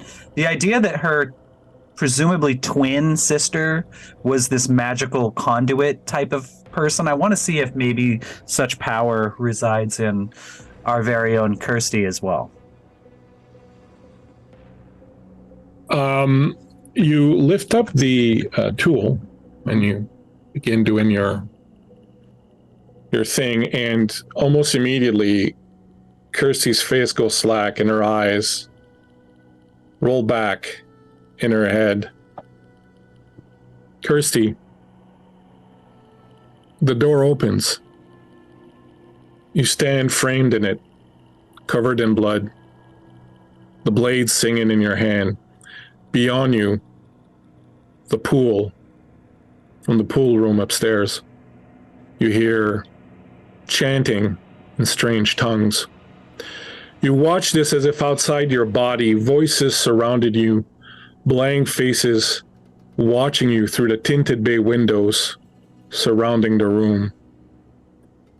In the corner of the pool room, a wooden horse is rocking. Something stirs inside of you. Help me, sister. Save me. You hear yourself mutter this in the voice of a frightened young girl. I've got you, sis, Julia says. Let me handle this. Her fingers tighten around the knife's handle. You stay safe behind me. I'll protect you from him like I've always done. Don't fret. But you have to make me a promise, sis. You have to promise when this is done, you come and get me. It's your turn to be the strong one, the brave one. Please, sis. Come and get me on the other side. Then she begins to sing softly. You would not believe your eyes if 10 million fireflies lit up the world as I fell asleep. Come on, sing it with me, sis. And she keeps singing as you watch the carnage transfixed, and you watch her with that knife kill everyone in that room.